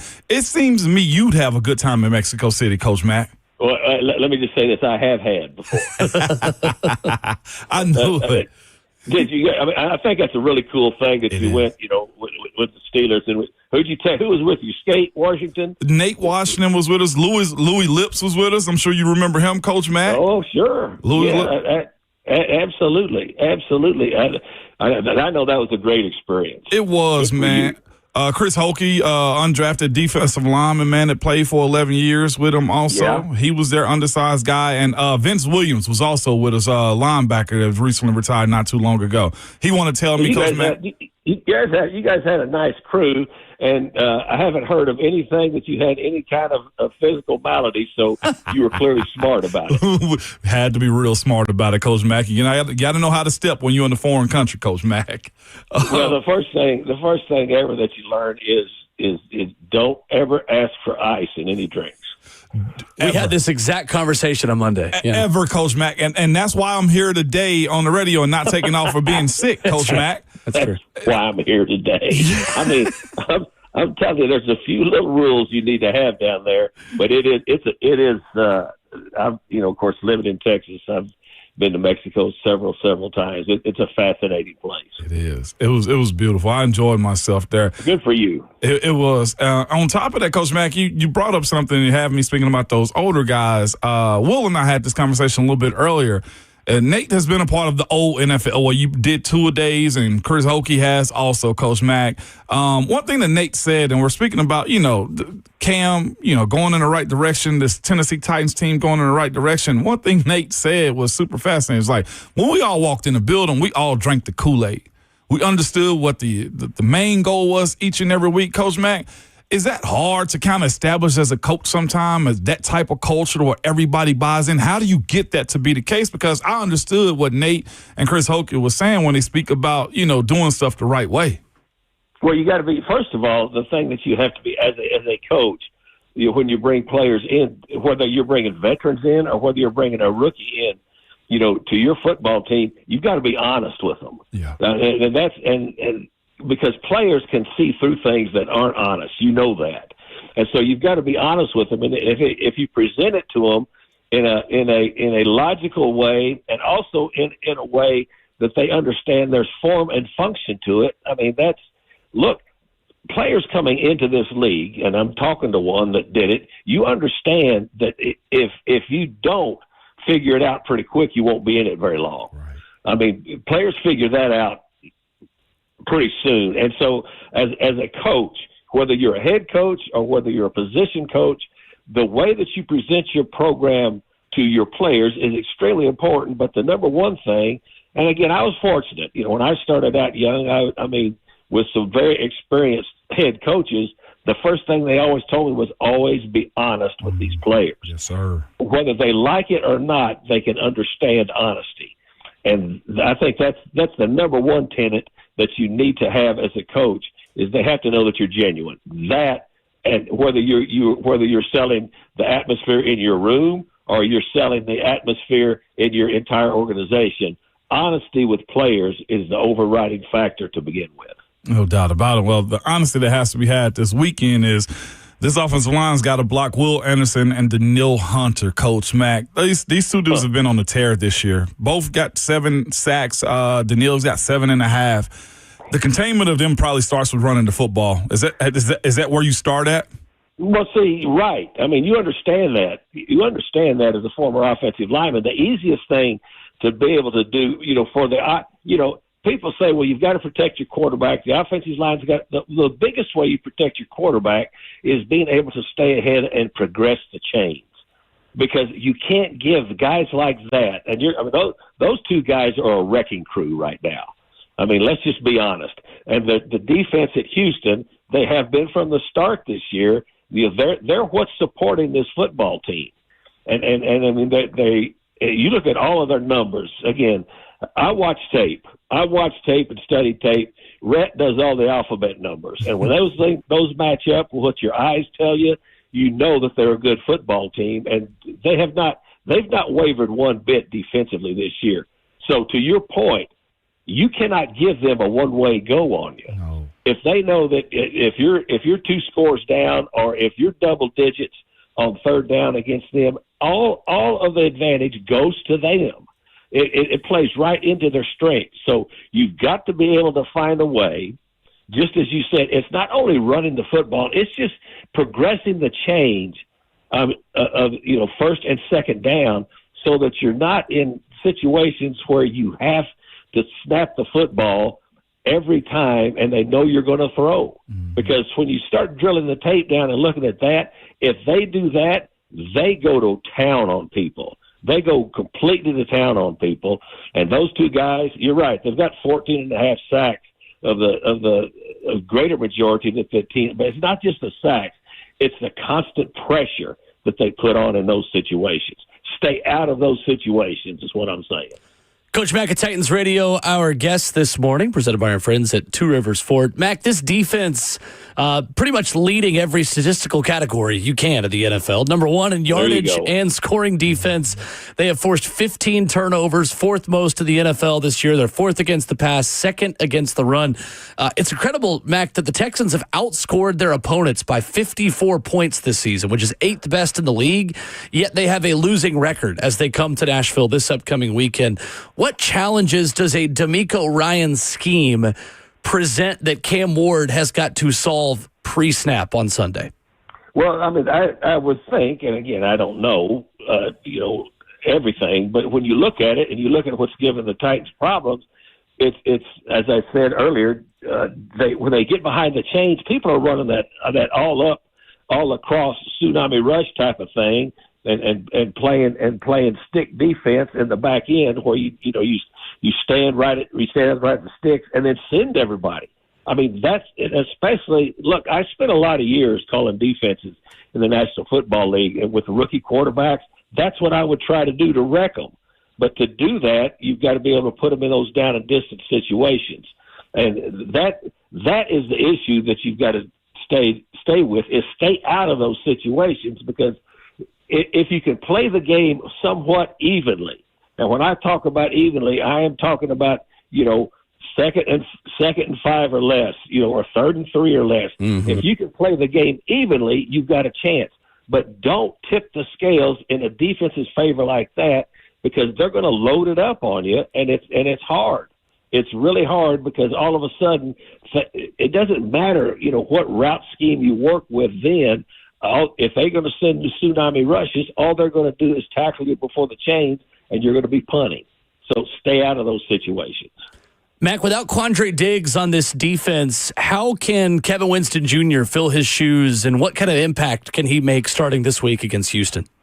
Well, again, you got a rookie player that's coming back, off of an ACL that clearly is getting better and better. I mean, vetting him before his injury there in the collegiate game. I mean, this guy's got everything that you'd want back there. So, I mean, we'll see, but he's going to get it. All of these young players, Will. I mean, you're close to it now. They're getting a chance to play because they have to play. They have to play. So none of these rookie players are going to be exactly what they're going to be as second and third year vets. But they're getting invaluable experience right now. And towards the second half of this season, he should be getting a lot of this experience. No doubt about it. Coach Mack, when you look at Davis Mills, if he does have to go this upcoming weekend, if C.J. Stroud doesn't kind of clear, what is he presenting? I mean, what a heck of a comeback last week that he had against the Jaguars. I don't know what Jacksonville is doing. I mean, I watched that on the tape, watched it pretty close. Crazy. Look, first of all, Davis Mills is not an empty chair. Right. He started 26 games in the National Football League. They paid him because, they had enough confidence in him that if something did happen to C.J. Stroud, he started a lot of ball games in this league. And he not only did a good job in that fourth quarter throwing the football, he did a good job with his legs. Yeah. So, you can't just say, well, C.J. Stroud's not in there, it's Davis Mills. We're going to boat race these people. It's not how it happens. He's a veteran player. But the key is he's surrounded by good veteran players. I mean, to me, that's the worst thing that you could do as a player, or is think that Davis Mills is the quarterback. It looked a little bit that's what happened to Jacksonville. Yeah. They thought, we're up by 19. There's no way they're going to come back. Well, guess what? There's a way. No doubt. Coach Mack, the NFL lost a former commissioner, Paul Tagliabue. Coach Mack, he's one of the ones I've heard a lot of guys speak of, especially my older vets, about how institutional he was, how crucial he was to the institution of the NFL.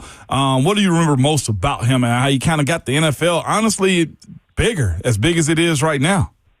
Well, I mean, he was one of the cornerstones that did it. I mean, he was the commissioner when I got into the league, and had several dealings with him because I mean, we were a premier team there with the Bears. But look, he did so much to advance the National Football League in a lot of areas. There's a lot that goes on.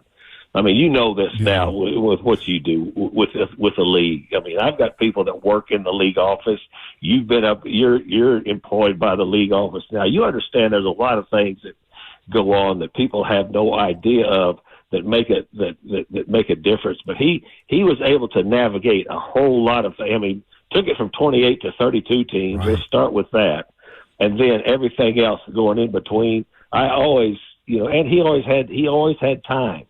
I mean, I thought, I mean, he was an excellent commissioner, and of course Roger Goodell worked for him, for years. And so when you've got guys like that are the cornerstone that were able, because there's a lot to pull together when you start pulling together 28 or 32 teams and getting them all to get into step and march together. It takes a certain type of individual.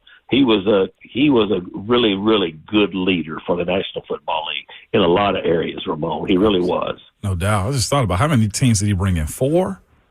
Yeah, I think so. Yeah, he did. Charlotte, Jacksonville, Houston, and was it Cleveland? Getting them back. Yep. He was over all of that. He really was, wow. And that's, as you well know, I mean, you're working with the league office a little bit now. You understand that that's a lot of maneuvering that you have to do with those people. Yes, it is. Coach Dave McGinnis, Coach Mack, presented by our friends at Two Rivers Ford, the South's most trusted Ford dealer, joining us this morning. Titans and Texans this weekend from Nissan Stadium. Looking forward to it, Mac. Thank you, sir. Thanks, Mac. All right, guys. See you. Ramon, y'all got homecoming this week? Homecoming, Coach Mack. I said I was going to try to get down on that Tennessee walking horse. Well, look, it's going to be a boat race anyway, so go ahead and have some fun. See you guys. Thank you, Mac. Appreciate it. You can have a walking horse the way Booger McFarland had the Booger Mobile. You could do analysis from the walking horse, maybe down in the field. That would be phenomenal. I've had worse ideas. That's actually a good one right there. Coming up, Basketball Minute. Vols and Commodores were in action last night. Tennessee with a 33-point win. Vanderbilt with a 30-point win. Details next.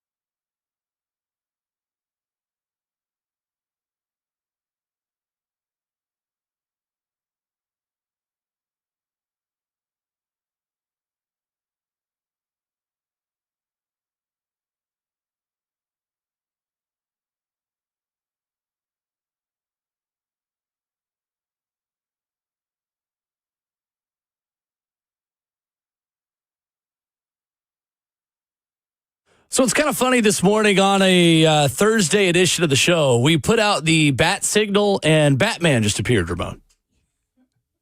Who's Batman? I said before the break, coming up, we'll talk a little basketball.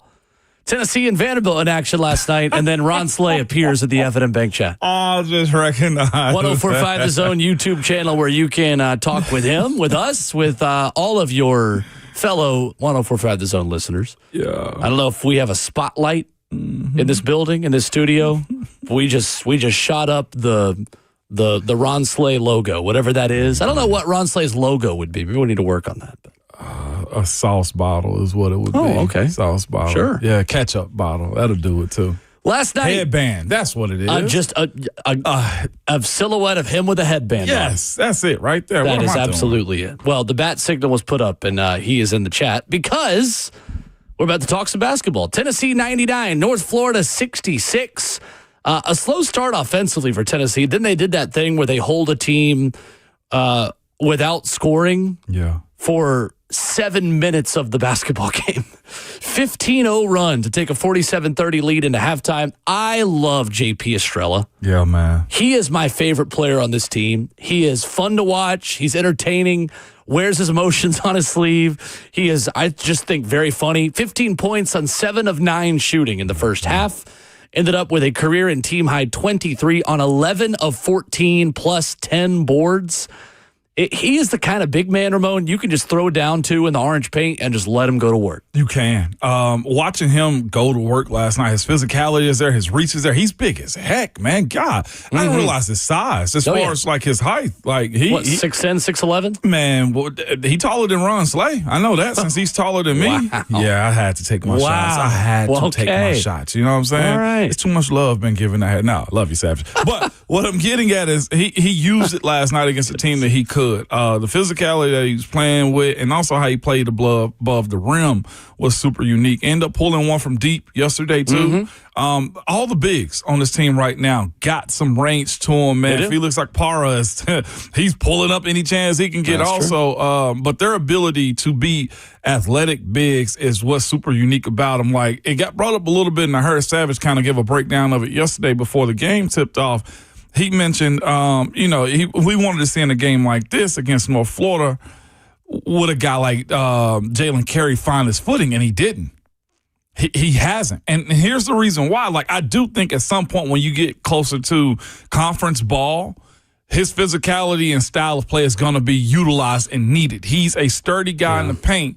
But the way those other bigs are playing right now, they're athletic, they're up and down the court real fast. They have the ability to score with the ball in their hands. And he's going to have to find his way in conference play the way I'm looking at it. When it's going to get physical. We were joking, our brother Renardo yesterday about like Louisville coming to Knoxville is going to be one of those games where Louisville feels like they can't get bullied the way they did at the Yum Center last year. That's where I think, is going to benefit. Vanderbilt transfer Jalen Carey played 3 minutes in the first half, and freshman Dwayne Brown played 7. Athletic. Message sent by Rick Barnes. Now, how does Jalen Carey respond to that? We'll see. Rick loves to give veterans the benefit of the doubt early in the season to be early season starters. That doesn't always stay the case if those veteran starters aren't playing up to Tennessee's standard. And that is a big challenge for Jalen Carey, and I'm interested to see how he will respond to it. Rick Barnes also said last night he could see Clarence Masamba, the French recruit and transfer, playing himself into a role down the road. I think that's interesting. Barnes played everyone on scholarship last night. Rick Barnes did. Yeah, he did. You're not going to continue to see 11 guys play 10-plus minutes. That rotation's going to have to get whittled down a little bit. That point of differentiation is going to be interesting. Like, at what point, maybe it's the Rutgers game coming up in a few weeks, where Tennessee starts to really cut down their rotation and say, all right, no more experimenting. Experimenting is for practice. Let's start really refining our rotation. The challenge with that is once the season starts, you don't get a whole lot of practice time. You don't get a ton of time. Like, similarly to what we're talking about with Cam Ward and footwork and fundamentals in season, like, once you get in season, your chance to prove yourself is when the lights come on the court. Absolutely. And as much as J.P. Estrella and Nate Ament and Jacoby Gillespie are proving themselves. I think that's kind of their big three right now, to be honest with you, in terms of scoring. We need some other guys to step up, especially at that 2-guard spot. Major, major holes there. Whether it's Ethan Berg, whether it's Bishop Boswell, Clarence Masamba, Amari Abram, Amari Evans. We'll see. But Bishop Boswell was out last night, he was. For clarity. Yeah, he was. But they need a 2-guard to step up and fill those shoes that Chaz Lanier and Jemai Mashak left behind. I'm with you on that one, most definitely, man. And also, too, you looking at Nate Ament, too, the 3-ball is going to fall. Mm-hmm. It looks like he's pressing it right now, but he's still scoring. He's doing everything around the rim that you need him to. He's a great facilitator, went through the lane last night and just bammed it. Like, he's got everything that you need. Of course, with the way the game is kind of situated and set up now, that 3-ball is going to matter, especially for a guy like him that can kind of stretch the court a little bit more and also play in the paint. So I'll be glad when it finally does drop for him consistently. Vandy getting the win 92-62 last night against Eastern Kentucky. Tyler Harris with 17 off the bench. Oklahoma transfer Duke Miles added 15. Easy. Vandy pulled away very early in this game. 45-27 in the first half. They shot 58% in the first half. Vandy had a 29-9 lead in this game, holding EKU to just 3 of 14 from the floor. About 12 minutes in, they were 11 of 17, Vandy, at the same point. So not much of a challenge last night. Mark Byington's team continuing to cruise early in the season as well. Alabama-Purdue tonight. That's going to be messy. Alabama and Purdue, going to be a fun one. I'll have that certainly on. Along with Thursday Night Football. I kind of want to catch that over to Thursday Night Football. Yeah, over Jets, Patriots. Yeah, give me Alabama, Purdue. Give me Bama, Purdue. At least maybe Alabama, Purdue's on the big TV and Amazon Prime on the laptop or the iPad tonight. No doubt. Coming up, Titans injury report. Something is about to happen for just the 6th time since 1970 when the Titans and Texans play against each other on Sunday in Nissan Stadium. We'll tell you what that is coming up next.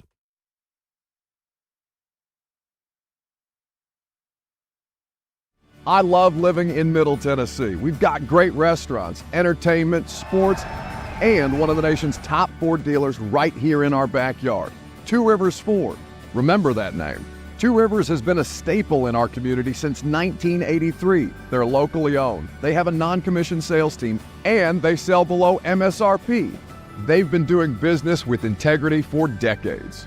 Two Rivers Ford, the South's most trusted Ford dealer.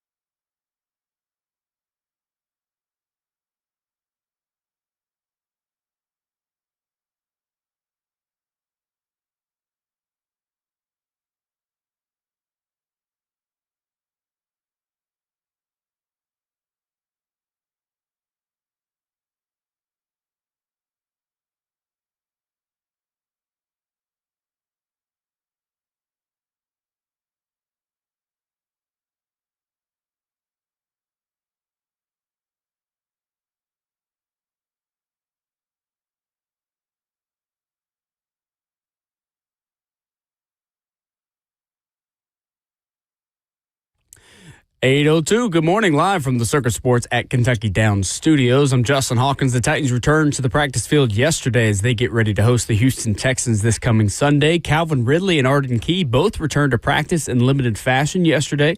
Tight end Chigakonkwo also limited. Jeffrey Simmons, Xavier Woods did not practice with hamstring injuries, and Kevin Zeitler also did not practice with a rest day. In NFL news, the Cardinals will be without second-year wide receiver Marvin Harrison Jr. this Sunday against the 49ers. Harrison dealing with some appendicitis and had an appendectomy to remove his appendix yesterday. Tennessee Vols basketball last night beat North Florida 99-66, improving to 3-0 on the season. For J.P. Estrella off the bench had a game-high 23 points, 10 boards in the win. Tonight, Thursday Night Football in New England as the 8-2 Patriots host the 2-7 Jets at Gillette Stadium. The Patriots are without running back Ramondre Stevenson and wide receiver Kayshon Boutte, and the Jets will be without wide receiver Garrett Wilson. Kickoff tonight at 7:15 on Prime Video, or you can catch Westwood One's Call on The Zone starting at 7 o'clock. For all your foundation repair and waterproof needs, you got to go to USSTN.com. Breaking news at once on your home for the Titans and Vols. This is 104.5 The Zone.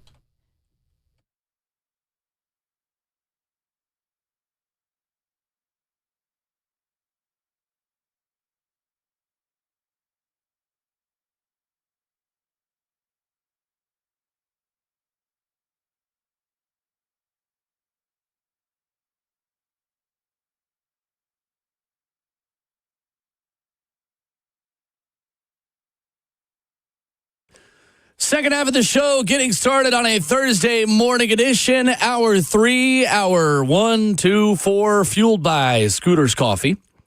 Visit a locally owned location near you in Rivergate, Smyrna, Brentwood, White House, or Mount Juliet. Amazing people, amazing drinks, amazingly fast.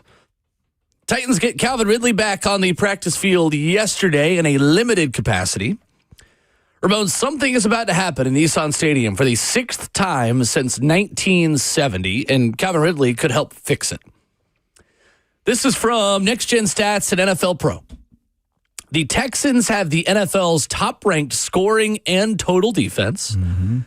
The Titans have the league's last-ranked scoring and total offense. This will be the 6th time since 1970 that the NFL's best scoring and total defense will play the worst scoring and total offense in the same game. The real question is, how does that actually look this weekend? Well, I'm glad you brought that up. Okay, because you telling me that, and I'm just like, well, this is probably going to be a rock fight, and nothing's going to happen in this game right here. The top-ranked defense of the previous 5 meetings of number 1 defense against number 32 offense is 5-0 with an average margin of victory of 15.8 points per game. Average margin of victories of 15. Is 15.8 points per game. The spread on this one is 7. The spread on this one is 7. Hammer the over.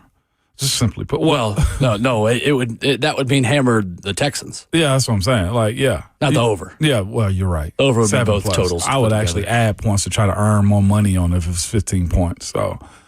Am I doing that right? The betting side of it? Yeah. Savage, buy more points on that one is what I'm telling you if you're going to do it.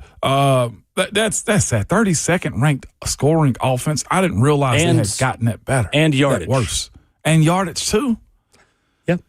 Well, you're not giving much hope on a day like today. I'm you're giving really you not the acting facts. like it's Friday Junior right now, man. I'm giving you the facts, and we're letting you work on it however you want to. A dark cloud just continued to just go over the studio as you said that one right there, Will. That doesn't give people hope, man. Where's the hope in this one right now? Because, again, everything that was supposed to be perfect and angelic and beautiful about the season has gone to the crapper. You're absolutely right. We're talking about 14 points a game. That's right. That's right. Well, that's not even fighting City Hall. That is getting your teeth kicked in week in and week out right That's there. fighting the National Guard more so than just City Hall. No, that's fighting the U.S. Army is what you're fighting at this point right now. And then you're telling me on top of that, Houston's coming in with the edge rushers that they have and the players that they have up the middle, too. Like, their linebacker group isn't bad either. 2 of the top 8 pass rushers and total pressures this season play for the Houston Texans. Will Anderson and Daniil Hunter. All right, I'll give you some good news. Here's positivity. J.C. Latham yesterday, caught up with him for a few minutes, and he talked about getting healthy off the bye. I don't have the audio of it.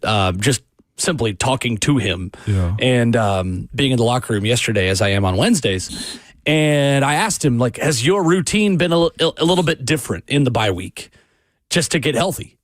Because that hip, I was like, I know you've not been making excuses. Like, you don't want to use that as a reason why things haven't gone well. But did you get back to 100%? He was like, yes. I mean, he didn't say that about 100%. He just said the routine was different. I asked him, like, did you handle the bye week any differently to get healthy? He was like, yeah, didn't do as much until later in the week while we were out. I feel like this really helped me get closer to fully healthy. Said I feel better. The Titans did not have J.C. Latham the first time they took on the Houston Texans. They had Oli Udoh at right tackle. Sure did. So that is a boost for Cam, for the offense, for everyone. Taking on Houston for a second time with J.C. Latham. We think a healthier version of J.C. Latham back at right tackle. That'll be good.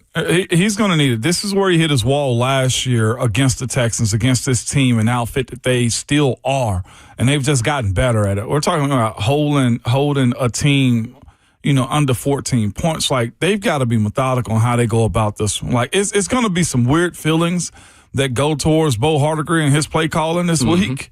But you're just going to have to stick with the plan and continue to chip away at that rock that this Houston Texans defense is. And if J.C. Latham is back to feeling more normal, well, what is this thing that he does well, at least I thought, and that's run blocking. Run blocking. PFF has him as a top 10 run blocking tackle in the NFL this year. He's him versus Will Anderson has to be former teammates. Yeah, exactly. Flat back type of situations. And I absolutely mean that in the sense of sick him. Is that this weekend? What does flat back situation mean? You putting Will Anderson on his back each and every play. It has to be. And that's going to be an impossible task because Will Anderson is so fast. But my point of it is this. He should get tired of smelling J.C. Latham breath this upcoming weekend. It shouldn't be a situation in where you're having J.C. and also Dan Moore kick step 40 times a game. That's unacceptable going into it this weekend because I do look at the size difference and say, Will Anderson is going to have to make a decision if he want to continue to run into J.C. Latham, play in and play out. That to me is a part of now. Daniil Hunter on the other side of it, now he don't mind the physicality. So be strategic in how you're asking your guys to do this type of stuff. If they do choose to blitz and get up the field a little bit more, that's when you start to hit them with those little pop passes over the middle or getting the ball out of Cam's hand or where he's rolling in a direction where his guys can get open quick. That's where, to me, like I said, Bo Hardegree being very uncomfortable and doing the same thing over and over can be very advantageous to him. Mike McCoy, Titans interim head coach, was asked, how nice is it to have J.C. Latham this time around against the Houston Texans, and how do you help your two tackles against Daniil Hunter and Will Anderson? Oh, it's great to have him back, without a doubt, have him back in there. But I think, they've got two of the best pass rushers in the league. Man, it's not just going to be the tackles one-on-one the whole entire game. There's other ways we're going to have to help them, and it starts with a good running game. And then from there, it's, the presence on the edges, all that, and do certain things that you've got to do. And, what every time you see a team play this team, everyone trying to mix it up to give. I mean, any team you play with great pass rushers, you try to mix things up so it's not just them full speed ahead going to the quarterback every play. But, I think as a tackle in this league, like a lot of the other positions, you're playing against the best in the business. And so you're going to have your fair share of wins, and then you're going to get beat a couple times. And, it's our job to put those players in a position to be successful. And that goes, like I talked about, running game, protection, help on the edges, things like that. Cam getting the ball out of his hand, that's one big thing too, and making good, quick decisions. Titans have got to run the football effectively to have a chance. They do. To pull off this upset and give their tackles a chance to stay out of third and long. That's the other part, too, that Coach McCoy brought up. I thought it was very strategic. We talk about these guys continually winning. That's a huge part of sports, too. But the other side of it is being able to handle and cope with losses. Like, don't let one bad play, and you're going to have some bad ones against a team like the Houston Texans and the defense that they have. Move forward. Get over it. Don't be out there complaining and fussing at one another in those type of settings. That's where, like I said, when we were talking about the Coach Tomlin effect of do you want him to be a coach here in Nashville, Tennessee, is you learn quick under being coached under him is bad plays going to happen. Move on. That whole don't blink mantra that he has and slogan that he has is simply because of that. Like, bad plays will happen. Players are going to get injured. And that's one thing that I've seen with this team. Like, when something goes bad or they have negative plays, we as people who consume Tennessee Titans football say, oh, well, here we go. Here's the start to the end right now. That's has to be something that in the back of your mind. And I even say that about Cam too. Don't go chasing plays when it comes down to you getting got or you have Jonathan Taylor run for 70-some yards. Like, the next series has to be a part of the mindset when you're facing teams like this and you know you got so much up against you. It's fair. We have an incredible bat signal that has been made for Ron Slay by our good friend Austin Stanley. We do. At Ramona Will on Twitter. Go look at this. This is phenomenal. If you missed it a few minutes ago, we said before the break we were going to talk basketball, and then Slay popped up in the F&M Bank chat. We're like, wow, we just put out the Slay bat signal. Well, Austin Stanley of A to Z Sports made us a bat signal that has a white headband with the Adidas logo on the front of it wrapped around a ketchup bottle. Yes, sir. What do you think about this? I'm here for it.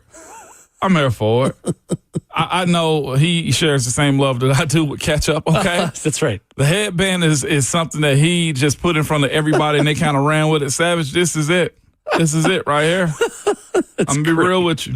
At Ramona Will on Twitter, go look at this. It's fantastic. That's it. Totally fantastic. I'm going to have him showing up here in a minute, too, when it comes down to his headband, because I made a GIF. That is awesome.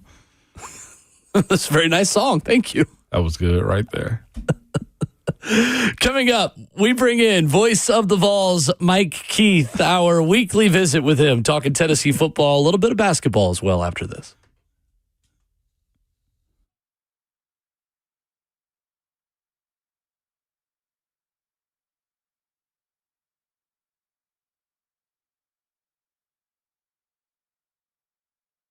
Did you know that up to 50% of the air you breathe in your home comes from your crawl space? Well, have you ever looked in your crawl space? I get it. Most of us don't even want to know what's in there. But if you have moisture in your crawl space, it can create unhealthy issues that can make their way into the air you breathe every day in your home. It's Ramon Foster, and this is where United Structural Systems can help you out. USS has been keeping homes dry and stable in Middle Tennessee since 1994, so you know they aren't going anywhere. Help control moisture and musty smells with mold treatment and crawl space encapsulation that comes with the USS guarantee. Encapsulation helps reduce high humidity in your crawl space. It also helps deter mold and mildew and protects your crawl space from pests and wood rot. Turn your crawl space into a healthy space. Call USS for all your foundation repair and waterproofing needs, and they'll give you a free estimate. Their website is USSTN.com. That's USSTN.com, or you can call them at 615-488-7855, United Structural Systems. Hey, it's Will Bowling. Do you have a plumbing issue at home? Whether it's a leaky faucet, a clogged drain, or a water heater that's gone cold, the plumbing professionals at Lee Company, they've got your back. Available 24/7 year-round, Lee Company's licensed technicians can save you time, money, and all the stresses that come with an ill-timed plumbing issue. You can contact their award-winning team at leecompany.com. Ill-timed, the two bad words you don't want to hear when something isn't working around the house. Well, Lee Company takes care of those issues because whether it's your HVAC, your plumbing, electrical systems, you name it, Lee Company quickly and efficiently can be out there to help. They've got a big fleet of vehicles. Yeah, over 1,100 vehicles, vans, trucks, you name it. They've got the Lee Company logo on the side of it. That means they can get out there quickly to make sure that your problem is solved fast. LeeCompany.com. That's where you contact their award-winning team online at LeeCompany.com. Lee Company, all you need.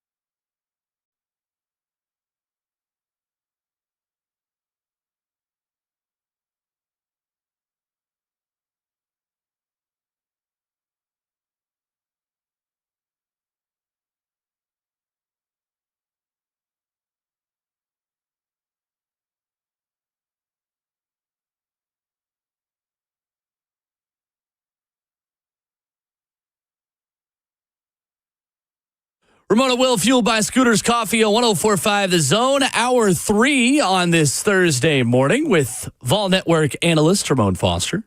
Vol for life, 11-year NFL veteran. I'm Will Bowling, joined by the voice of the Vols. Heard him on the Vol Network last night on the call for Tennessee and North Florida. Mike Keith joins us, presented by Volunteer Traditions and Two Rivers Ford. Mike, good morning. How are you?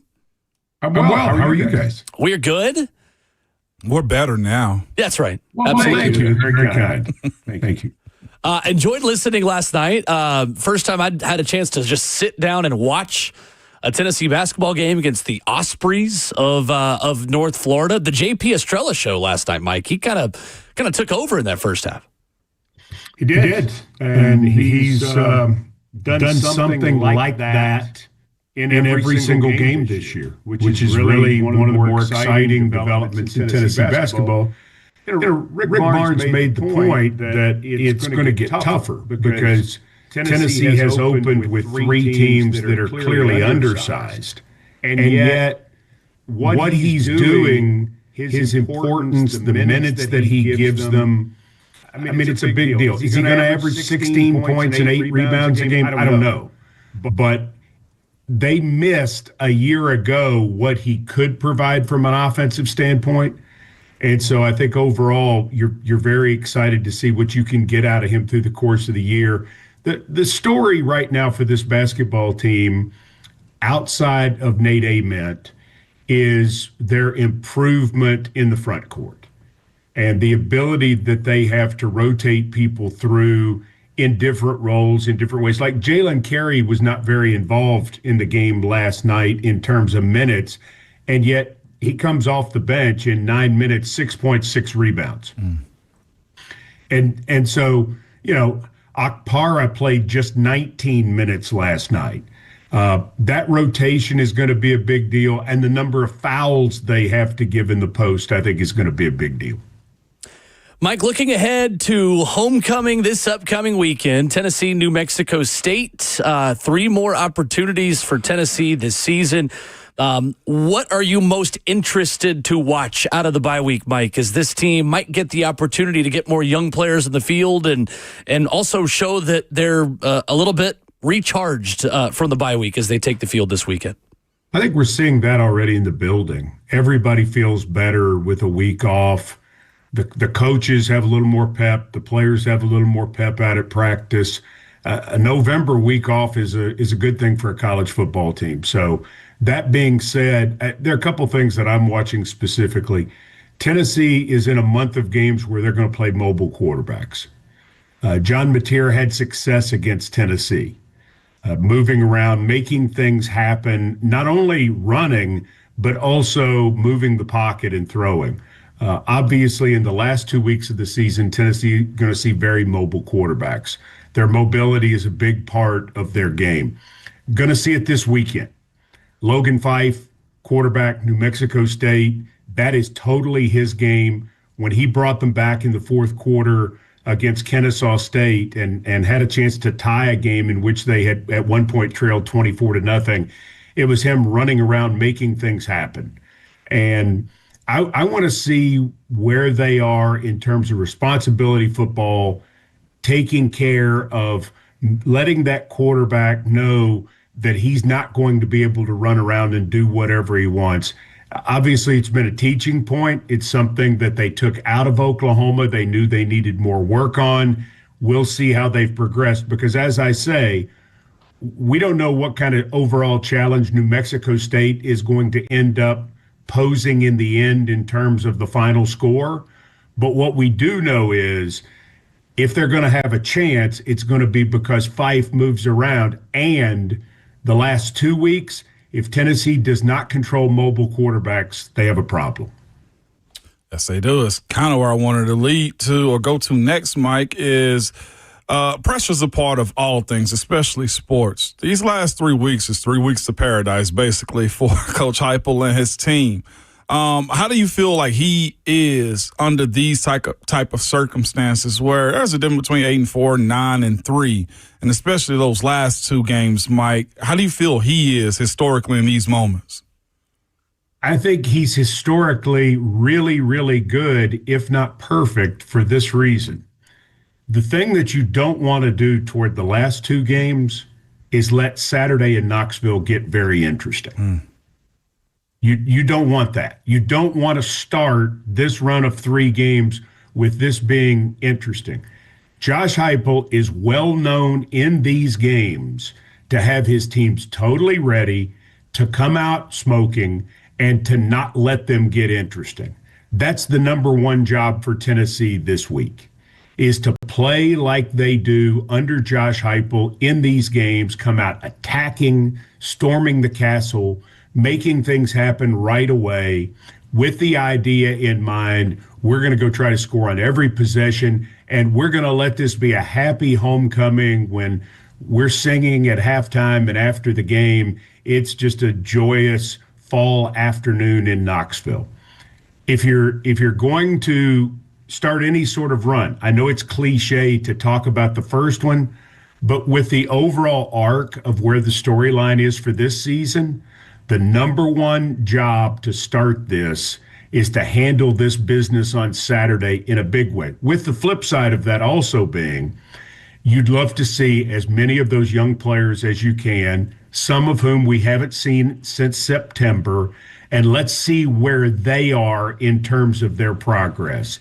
Not just for some evaluation for spring practice or what some coach might have said in 1982, but because we all know the world we're in right now, where roster management and roster evaluation is a business decision too. And so getting guys out there with the chance to play and saying, oh, so-and-so has really come on. He's gotten it. He's gotten stronger. He understands what we're doing. Or so-and-so doesn't.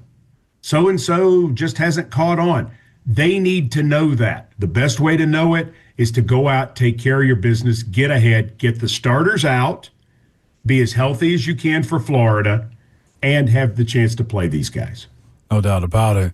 When you look at the defense, it's kind of where it starts these last 3 games, and even against this New Mexico State team, the health of it. Arion Carter, you have any idea about where he is, Mike, and the expectation? Because, again, with these mobile quarterbacks and as quick as these offenses are, I feel a whole lot better having him out, though Jaden Perlotti's not a bad athlete himself. No, he's not. We don't have the injury report this week. Right. So it's a little bit hard to know because guys at this time of year, I mean, when you're a veteran player and they know what you can do, you're not going to practice as much anyway. They're going to let you take the mental reps. They're going to try to keep you in shape from a cardiovascular standpoint and put you in a position where you're ready to go at game time. So not really sure where Carter is at this moment, not really sure where others are, because this would be one that theoretically you would say, if you're giving him more time and you'd like to have him for Florida, wouldn't be a bad idea to, give him a pause this week and others that way too, if you feel like that's what's necessary. So no real update on the whole injury thing this week, which is kind of clouding all of this in terms of who goes and who doesn't on Saturday from an overall storyline that you normally have entering an SEC game week. Voice of the Vols, Mike Keith, our guest, presented by the South's most trusted Ford dealer, Two Rivers Ford, and our friends at Volunteer Traditions. Mike, when you talk about young players stepping up into bigger roles, my mind immediately goes to running back, where Tennessee has maybe uncharacteristically been challenged by SEC opponents in the run game this year. Now, they've thrown it fantastically, so it hasn't cost them maybe in all of those games, but how big of a chance is this for a DeJuan Morris, for a Justin Baker, for the guys outside of the big three, Deshaun Bishop, Peyton Lewis, and Star Thomas, Mike? Because I know a lot of people in this area of the state have watched a lot of DeJuan Morris, and Chattanooga-born athlete at Oakland High School who just tore up some of the best defenses in this state in Class 6A. What have you seen from really those two freshmen in particular, and how big of an impact do you think they could make in the near future? Well, you want to see them. I mean, the running back position is a prime example of what I'm talking about, Will. you want to get them out there and see, because are they taking a lot of reps outside of individual?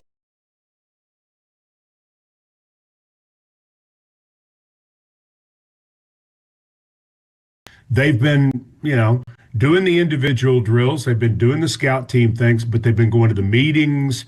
They've been given the chance to slow down and take all this in. What have they taken in?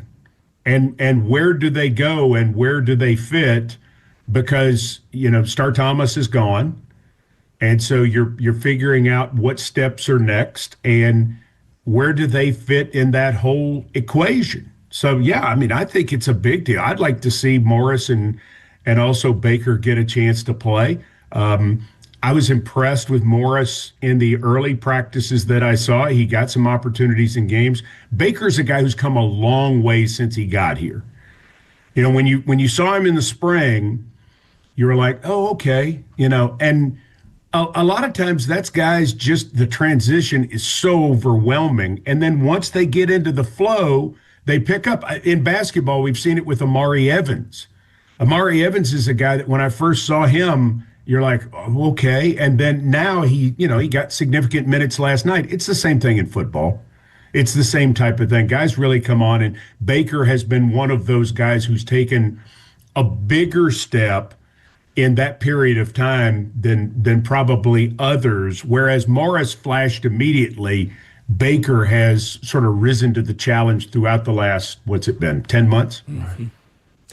Mike, I know you recently got the chance to sit down with Joey Aguilar, and really cool. Some of his comments remind me so much of the way Dalton Connect spoke about Tennessee after he left here, saying, man, if I could have played here longer, I would have done it. I would have loved to. Sure. What stood out from that conversation, Mike, and how big of an impact do you think this fan base has made and this city has made on Joey in such a short amount of time with 3 games left, including one against Vandy where he's going to run through the tee for one final time?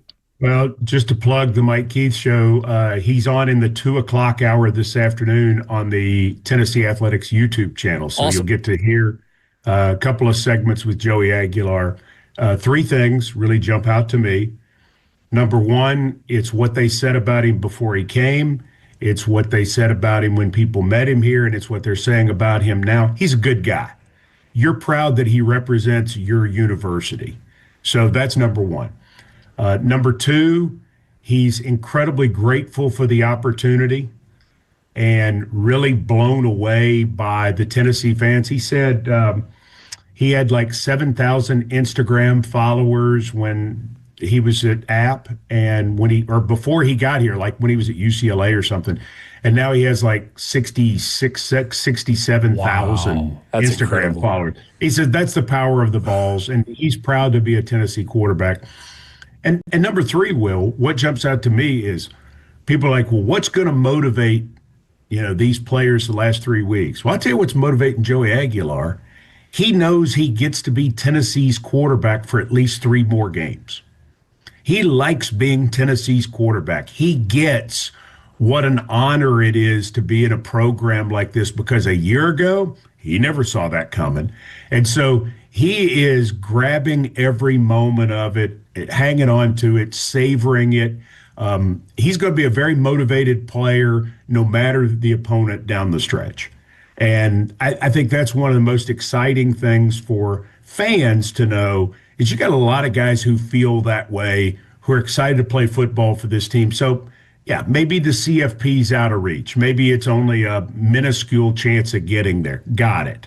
But the chance to play in this conference, to win these games and to pull on that jersey is a big deal to a lot of guys. It's a huge deal to Joey Aguilar because remember, 6 years ago, this is a guy riding public transportation for over 2 hours a day to go to City College of San Francisco, where he never got to play and basically had decided he was going to give up football because he was frustrated. Wow. That's this guy. You think he's not fired up about New Mexico State? You bet he is. And also his ability to help his guys get to the next level, too, man. I saw a mock, and this is just a mock, but the Vols could end up with 3 first-rounders. Could. But at minimum, the first 2 days, about 4 guys, Mike, this, like you said, it's hard to get to the CFP at this point. But this is probably one of the more talented Vols draft classes that they've had in a while, Mike, when you look at just the way this thing could end and the guys that have stepped up, Colton Hood, we're talking about Jamal McCoy still, Chris Brazel, and also just a multitude, Joshua Joseph. Like, this could be a great draft year for the Vols despite not making the CFP. Yeah, on the high end, 100%. You know, it's not – I don't think it's going to be 15 guys. But on the top end, absolutely. I mean, the first 2 days, and again, you don't know who else is going to come out because some guys may decide to stay. But, you know, with the projections, which I've also read, I don't think there's any doubt that it could be a great 1, 2, 3 rounds for Tennessee and for this program. And I think what you're talking about there, too, is the amazing job they've done in the portal and then the good job that they continue to do in recruiting. Because the base of this, and we'll see it again on December 3rd, which is signing day, they still want to be a program that largely works from the recruiting base. And then they want to fill in where they can with the transfer portal. And I think that process, even though they haven't won every game and not everything's been perfect, but I think you see their process is spot on. And they keep hitting that way, which allows them to manage their roster and their money the best way they possibly can. And I think in all of this, that's the goal. No doubt about it. Homecoming, have you had a chance to actually go back at all? This will be my first one since 2008, Mike. I've yet to see it in any capacity since, what about you with this one? I came back for homecoming 2 years ago for the UConn game because we had an unusual bye situation. And so I'm like, let's go to Knoxville. Let's go to homecoming. I had not been in 25 years. Wow. And it was a great day. You know, I mean, it's more special than I remember it being. Through the whole week and what the students are doing and just a lot of the talk on campus with administration, and the parade is tomorrow at 4:00 here. So if you're coming up and you're planning to go to the parade, that's 4 Eastern. But if you're planning to, you know, just take your kids and walk around campus and experience everything, the parade's at 4:00. So a lot of things are blocked off tomorrow afternoon. And the parade, it's a huge deal. I had no idea. I'm not a big parade guy. I'm learning, but the parade is a huge deal, and it's going to take up a lot of parking. As much time as I've spent there, I've never, Mike, heard of a parade. I'm still conditioning myself to civilian life at the University of Tennessee. I was pumping tissue paper for hours as a pledge in a fraternity about 9 years ago. And, you had to have people out there to protect your float. Otherwise, it could get vandalized overnight. Well, are you a big parade guy? I actually don't think I ever went. I just helped make the float because I had to. I wouldn't say I'm a big parade guy. No, I will say though, Mike, that Ramon is a big Tennessee walking horse guy. Yes, I to the am. point that he is trying to see if he can get on the Tennessee walking horse on Saturday. It's necessary. I can assure you that we have already made, we have a weather plan in place for the Vol Network broadcast, where if we get in a weather delay, everybody knows what their responsibility is. Larry Stone and I have put together a Ramon gets to ride the walking horse plan. So in case that is an opportunity, we want to make sure that he is able to fully experience it, that we want him to have that. So if that opportunity arises, we will be able to spare him for just a few minutes to experience riding the horse. That's fantastic. Man of the people. That's the kind of people we are. Yeah, it's great. Man of the people and me. I mean, Booger McFarland had a Boogermobile. This is the Ramon walking horse. Potentially. Yeah, no comment on the other. I love it, Mike. I love it. Voice of the Vols, Mike Keith. That's why we love to have Mike on weekly. Really appreciate your time, Mike, as always, and have a good call this weekend. Looking forward to it. Thanks very much. Appreciate it. This weekend. Yes, sir. Mike Keith with us, brought to you by Two Rivers Ford and Volunteer Traditions. It's the best. It is. No, seriously, I've always enjoyed that style, that technique that they teach those horses how to ride around. It's just traditional as hell is what it is. I like that. There is another event in Knoxville tonight.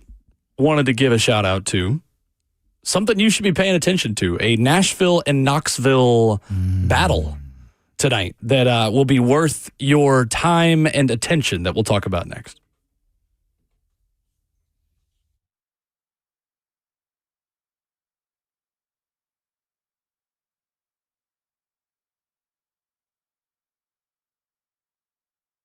It's Ramon Foster for Jewel Roofing and Exteriors, man. If you're looking for a roofing company that just simply does right by you, it is Jewel Roofing and Exteriors, man. They're locally owned and have been here for over 25 years, serving proudly from Clarksville to Murfreesboro. So they got you covered everywhere in between, and they just simply do stuff the right way. Here's what they believe in. One, they believe in themselves and how they want to build relationships with you. If you have an issue on your roof, they'll be upfront and honest about everything that they're doing for you and the hows and the whats and the whys, simply because they believe this. They don't want to get over on you. They want to build a relationship with you. They want to have you in a position where if they get on top of your roof, it's not just because they want you to file an insurance claim so they can fix your roof. Not at all. They believe this. If you need them now, they'll service you. But if you need them 10 years from now, they want to be the company that you can call because they believe in our community here in Middle Tennessee. It's just what they do. It's clear, honest estimates with no surprise fees. They never use the high-pressure tactics either to just scare you into believing that you need it right now. Just transparency, integrity, and guidance that you can trust. If it is urgent, also, they will let you know. And if it's something that they have to patch up, they'll put the tarp on, come back a day later so that they have all the materials ready to go so that you can be comfortable and dry inside of your home. Roofing is one of those things where you just have to trust the people that they're telling you the truth. Well, I'm here to tell you that Jewel Roofing and Exteriors is that company. If you need anything on top of your house taken care of, Jewel Roofing and Exteriors can do that for you. Their website is jewelroofing.com, or you can call them at 615-868-9999, or again, go to the website, jewelroofing.com with 2 L's.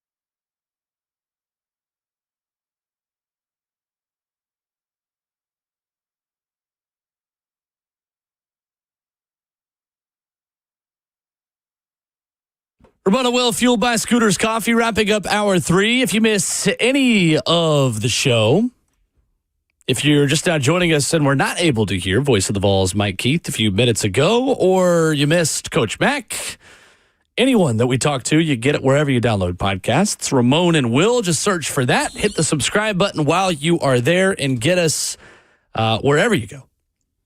Tonight in Knoxville, Ramon Foster, a game that you and I were talking about off air that I think we'll both be tuned in to. In addition to Alabama-Purdue, in addition to Jets and Pats in Thursday Night Football, if you like good basketball, Tennessee Lady Vols against the Belmont Bruins tonight is going to be a great matchup. 6 p.m. SEC Network. Really cool chance for Belmont also to be on a television platform like this. Coach Bart Brooks and that program, they are a powerhouse. Kim Caldwell's team struggled at UT Martin, were able to pull away late, but did not look comfortable in a closer game than many expected last time that they took the courts. That is going to be a very fun matchup and a big challenge in the Food City Center at Thompson Bowling Arena tonight. I agree with you. I think the Lady Vols win, but the back and forth that they're going to have and how Belmont ladies played them is going to be unique, because I looked at that UT Martin game and they won by 11. They finally closed it out against UT Martin. But the way they were able to press them and how the ladies was missing their shots and they couldn't transition the way they needed to, UT Martin didn't wear down. And that's where teams like Belmont, I feel like, have that grit and have that understanding and pride as a university that they're going to push the Lady Vols. I truly do believe that. It's a matter of, when does Coach Caldwell's system tick up to where they're running teams like Belmont, respectfully, I say that, into the ground, and against UT Martin, it did not happen. Now, ETSU, different conversation. But this is, to your point, not a cakewalk at all. No. She's got a lot of talent, though.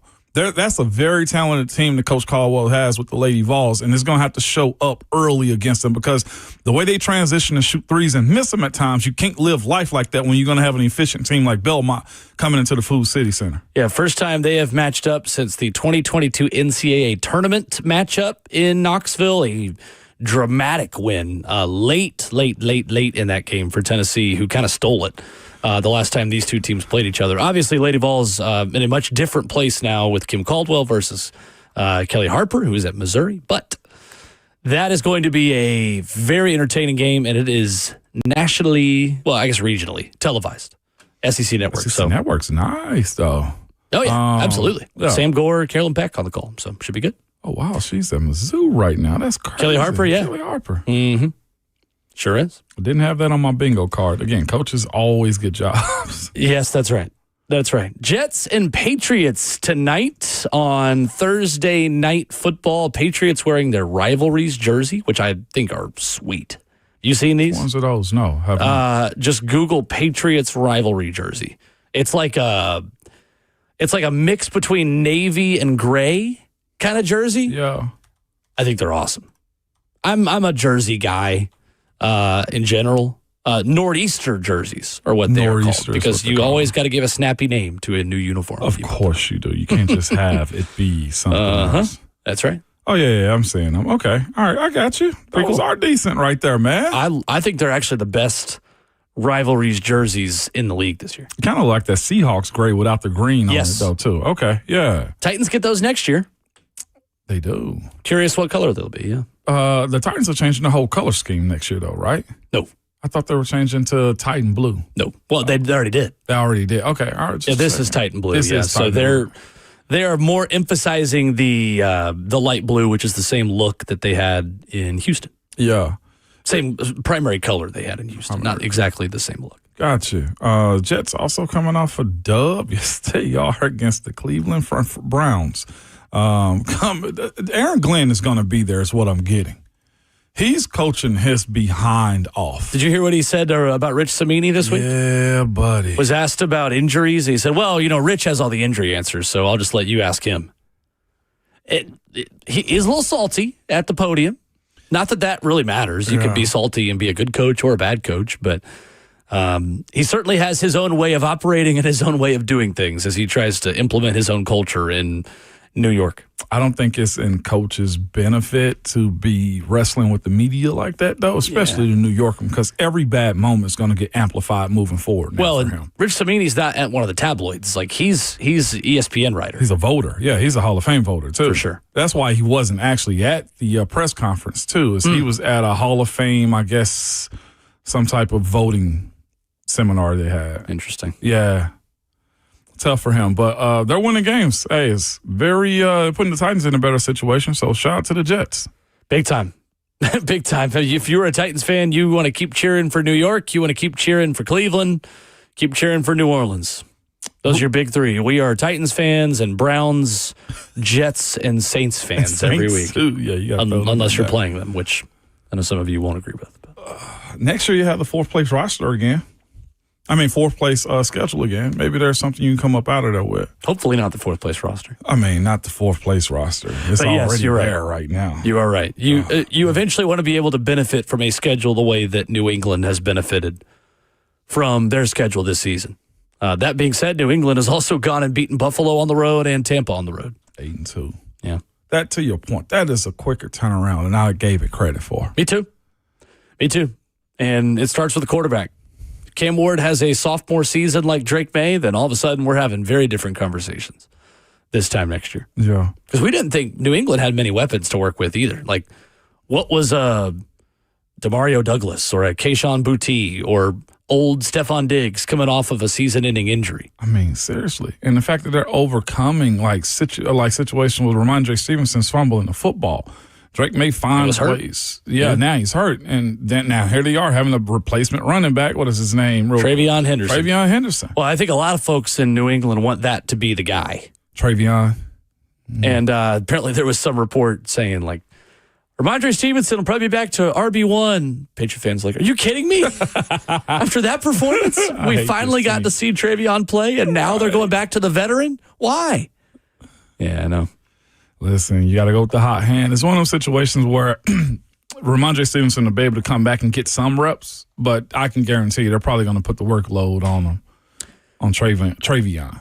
Fourth and final hour of the show coming up Thursday, 3 picks at 9:20. There is a coach that is being talked about for some big-time jobs who I think might have raised a red flag on himself yesterday for something that I don't even disagree with. That's next.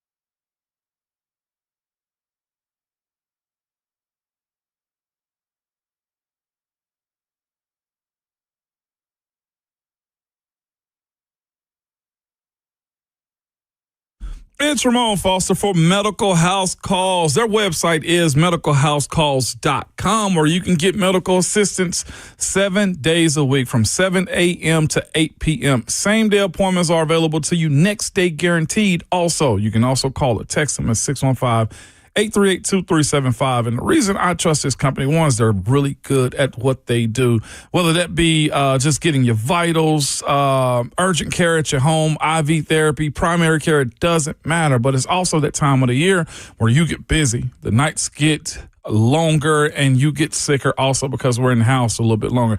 Here's where they can help you. From rapid rehydration to energy boost to immune boosting blends. They have that ready for you with IV therapy too. Also at home care. They'll come to you because they understand we are just busy, or we tell ourselves we're busy as a society, and you don't have time to kind of fit those doctor visits in or just get checked out. Well, they'll check you out from everything from sicknesses, infections, injuries, in-home lab testing, and more. Whatever you need, they will get it taken care of at your convenience. Also, don't have to worry about bringing the kids to the waiting room. None of those issues with Medical House Calls. Listen to me. If you have anything going on with you and you want to have privatized doctor come to your house, go to medicalhousecalls.com. Or as I said, you can call or text them at 615-838-2375.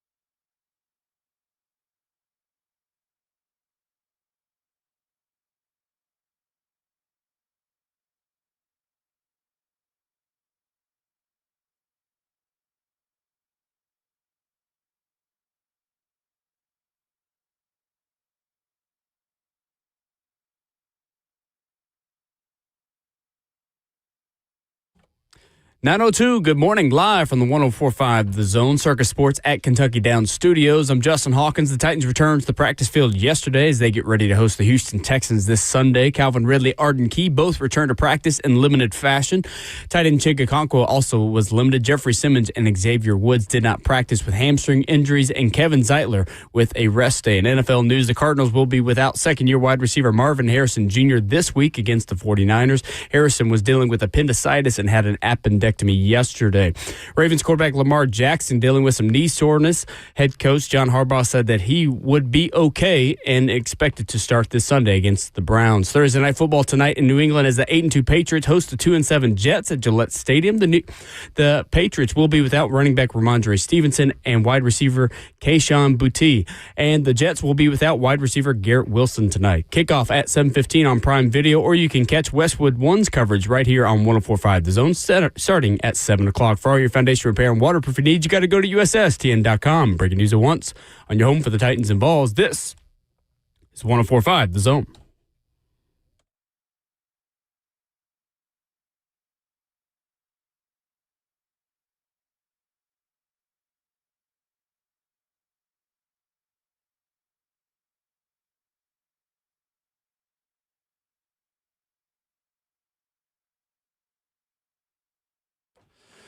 Away we go into the fourth and final hour of the show, Thursday morning, presented by Scooters Coffee. Every morning on the show, presented by our good friends at Scooters, who will quickly get you on your way.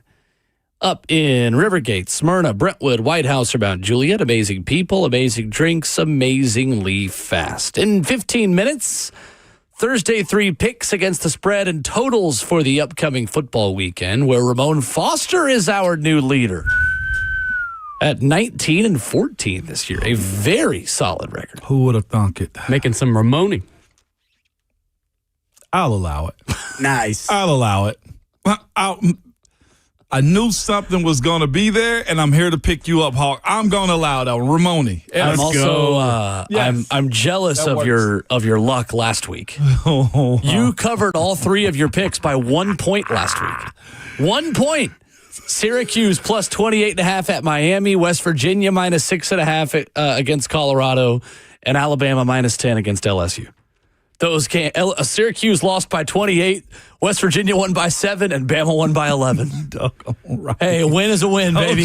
Told you the Win is a win. They were too much. By the way, man, what about my guy at Syracuse and Michael Irvin going at it? Fran Brown. Yeah, so here's the thing about that, and I'm glad you brought that up, because a lot of folks took to social media to make comments like, oh, Fran Brown's a fake tough guy. Fran Brown doesn't want any of the smoke with Mario Cristobal. Guys, Fran Brown's from Camden, okay? He's from Camden, New Jersey. He lived it. Fran Brown is a real tough guy. Yeah. Just because you may not like him or his style or the things he has to say, I will never question a guy's toughness who has gone through all the things and came from the background that Fran Brown came from. That dude is as real as it gets, in my opinion. Haven't had met him this past summer. He's a no-nonsense type of dude. Whatever he and Michael Irvin were talking about, or Cristobal, whatever the case may have been, Fran probably has a strong stance on it. Probably the fact that, they may be trying to recruit his guys. He's very vocal about my guys are my guys. And I know that ain't a real world that he's living in with what the portal and money is also. But if you talk to him, I feel like his attachment to his guys are closer than most coaches are in this era, especially with the way he probably views the business model of what Miami is doing with their guys. Like Squirrel White, for instance, going down there, he cashed in, but to Florida State. Yeah, my bad. Yeah, I'm tripping. But like that's a situation right there to where you pull a guy from a university and you don't utilize him the way you probably would as a school too. So I like Fran. I do too. I trust Fran, in that a lot. moment right there too, as a coach to hold his own, man. They questioned whether he would hold his own? I saw a lot of Fran Brown's a smiling. fake tough guy. Like, I wouldn't say that. I certainly would not say that. He didn't smile at all when it came down to him having that conversation. Okay, all right. I know. I hope he does get it together there. Not so much so that they come and beat the Vols or nothing, because we already beat them. But like, he's a damn good coach. Agreed. And he cares probably way too much. He's down to third and fourth string QB options this season. Hard season for him. So Thursday 3 coming up in 15 minutes. There was an interesting quote from Eli Drinkwitz this week on his radio show in Missouri, Tuesday night's Tiger Talk radio show, talking about why are people so fed up and playoff or bust in 2025. I don't know about all. I know we got a chance this week to play for a rock and play for the seniors. And there's always something to play for. I talked about this in the SEC Media Days, okay? We got to get out of this. Oh, man, it's playoffs or bust. Yes, again, we're shooting for the moon. We're going to put our whole self into that. But only 12 teams make the playoffs, and we put ourselves in position in November to be there, okay? Didn't get it done. I got that. But if the season only counts for 12 football teams, and we got 127 Division I playing football teams, that math's not going to math very well. That math's not going to math very well, okay? Football is more than just the playoff potential. And, again, we were there. We were there. We didn't get it done. But, you know, there's a whole heck of a lot to be proud of. There's a whole heck of a lot to play for. Again, when I took over, we didn't go to a bowl game. We had NCAA probation. All right? And ever since then, we've been going to a bowl game. And, you know, there's a lot of programs right now that would trade us spots. I had a coach text me today. Said, Coach, there's a lot of programs in the country that would trade for the number of wins your team has. And that's a perspective that most people don't have. Right, so, absolutely. You know, just keep on fighting, keep on believing, and we're going to get ourselves back there. We're going to bust through. Didn't happen so far, but you know what? Don't discourage me. Eli Drinkwitz. I respect it. On his radio show. You agree with what he has to say? I do. That's kind of where I'm laying my head at. Like, Eli Drinkwitz not lying. Like, for as foolish as he can be at the podium from time to time and how he acts, you can tell the guy just want to coach. He want everybody else to understand, like, coaching is a hard job. Winning football games is hard. Like I said, I was in a position where I went to the Super Bowl my second year, and that was probably the most egregious thing that could have ever happened to me. I enjoyed the process of it, but you know what I said? Oh, we'll be back. Didn't even touch it. Didn't even touch it. Like, so imagine how hard a national championship is also with as many moving parts that you have, too, on top of kids having to go to school. Like, we had probably, I think, the number one scoring offense in the league at that time with a defense that was holding middle of the field, which is the perfect setup of what you want. Then there's Tom Brady. For a lot of these teams, it's Patrick Mahomes. Right. And then after him, oh, dang. Philadelphia's got a monstrous defense. This past Saturday for Eli Drinkwitz, it was, oh, man, that's Marcel Reed. I mean, seriously. Or who knew Ty Simpson was going to turn into this? Or Diego Pavia, because those are their three losses. Ty Simpson, Diego Pavia, Marcel Reed. Well, Indiana. Mm-hmm. Who knew? You know, like, yeah. With everything, to his point, with everything that every team has going right for itself, Penn State, Eli Drinkwitz is not lying. Like, it sounds like you're begging, but you're not. It's like, trust me, y'all. I promise we trying to get there too. Well, I think for where he is today and for the program he's in with the quarterback injury that they had, I think it's all totally fair. I'd love to see what this season would look like for Missouri if Bo Pribula doesn't get hurt at Vandy. Oh, my. Yeah.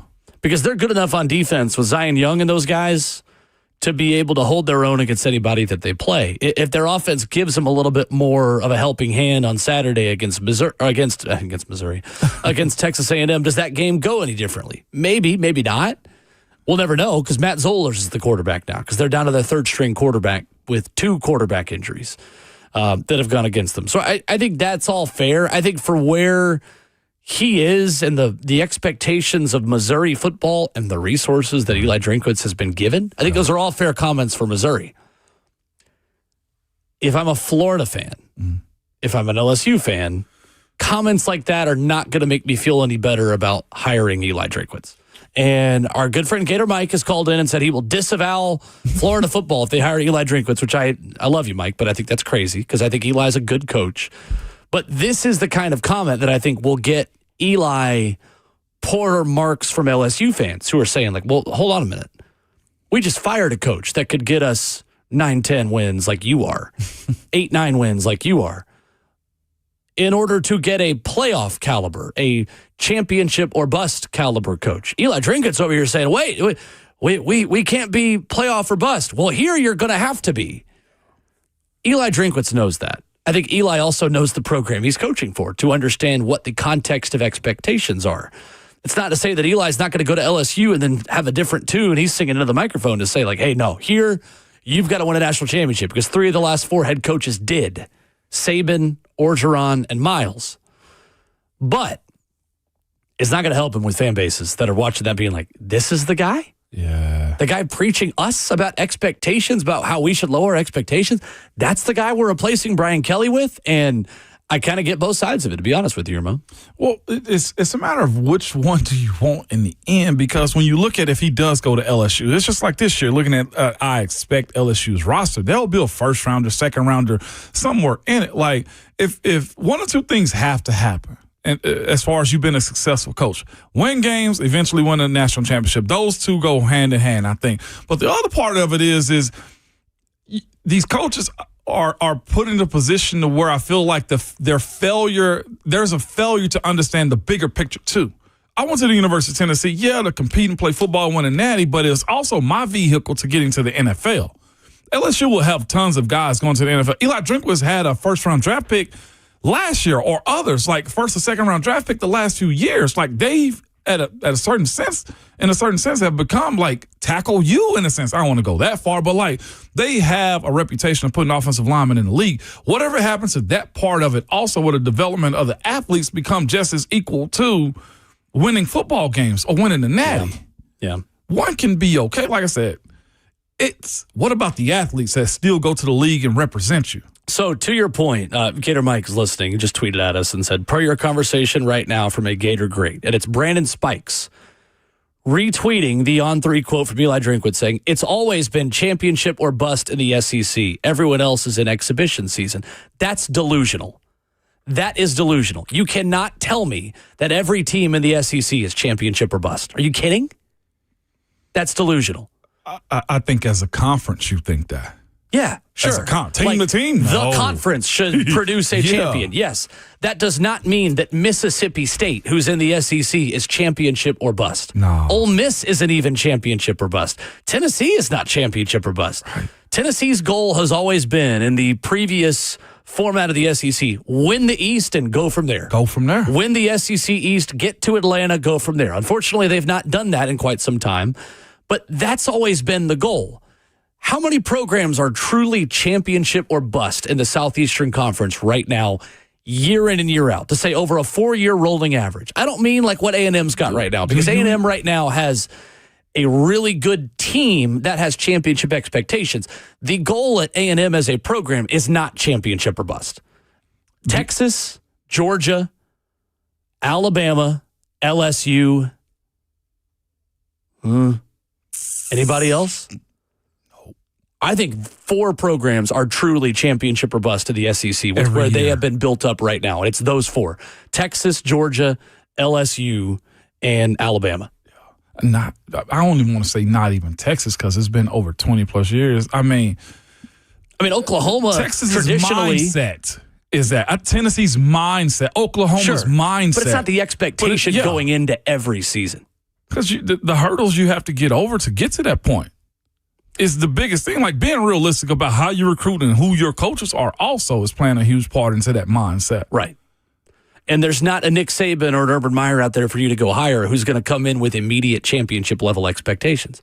Those guys don't want to coach college anymore. No. Because of the amount of changes that have happened.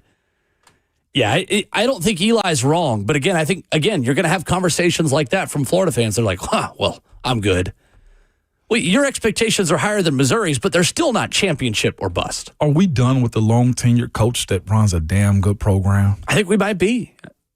I mean, unless you're at your alma mater or unless you run a system that is unique to college football, it's going to be hard to keep good college coaches in college. I mean, just thinking about like the money that's been put out, like you're right.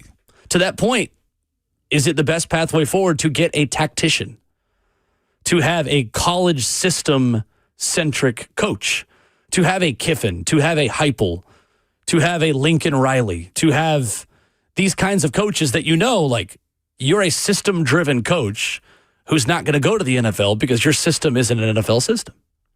Well, real quick before we go, why is Lane so sought after then? Because his ability to build Ole Miss into a perennial playoff contender at a non-traditional SEC powerhouse. Not that I'm denying that he's a good coach, but asking the question, why is he so sought after if he hasn't valid question taken that bigger step? I think the thing about Lane is the projectability of how his offensive mind and him being one of the best quote-unquote tacticians in college football. If you're saying, all right, well, you're doing that with Mississippi high school talent, okay, and a lot of transfer portal additions, we can give you more resources. How much better could you be here? If you could make Ole Miss a perennial top 10 team, how good could you make Florida with better high school talent? LSU with better facilities and high school talent at X, Y, or Z place. But I feel like Billy Napier's been at, Hugh Freeze has been at, Brian Kelly has also been those guys too. It's the point of sure. The difference is those three guys hadn't succeeded in this SEC as head coaches. Billy Napier had a G5 team at that level. Mm-hmm. Hugh Freeze had Auburn at that level 10 years ago, or Ole Miss at that level 10 years ago. Game's changed. And who's the other one you said? Billy, Hugh Freeze, and Brian Kelly. And Brian Kelly had Notre Dame. Again, different part of the country, different era. Not as much of a tactician. That's my point. Chasing coaches is the way you chase recruits now. No doubt. Who's the next guy? I think Dan Lanning is the next guy to be the next great coach. He's just not moving. Okay, that's what I was going to say. You saying he moved? No, I don't. Okay. I don't think so. In terms of who could get one of these jobs, I have no idea who the next quote-unquote great coach is. It might just be that this is a cycle that doesn't have one. Or it might be somebody off the beaten path like Alex Goldish. I know. You're right. With how they fired him, these schools can't handle not having a great guy. It's hard to stomach waiting on someone to become an elite head coach. Had to wait a long time for Ryan Day to become it, and they almost ran him off after losing to Michigan this past year. Sure did. Coming up, Thursday, 3 picks against the spread. Our selections for the football weekend after this.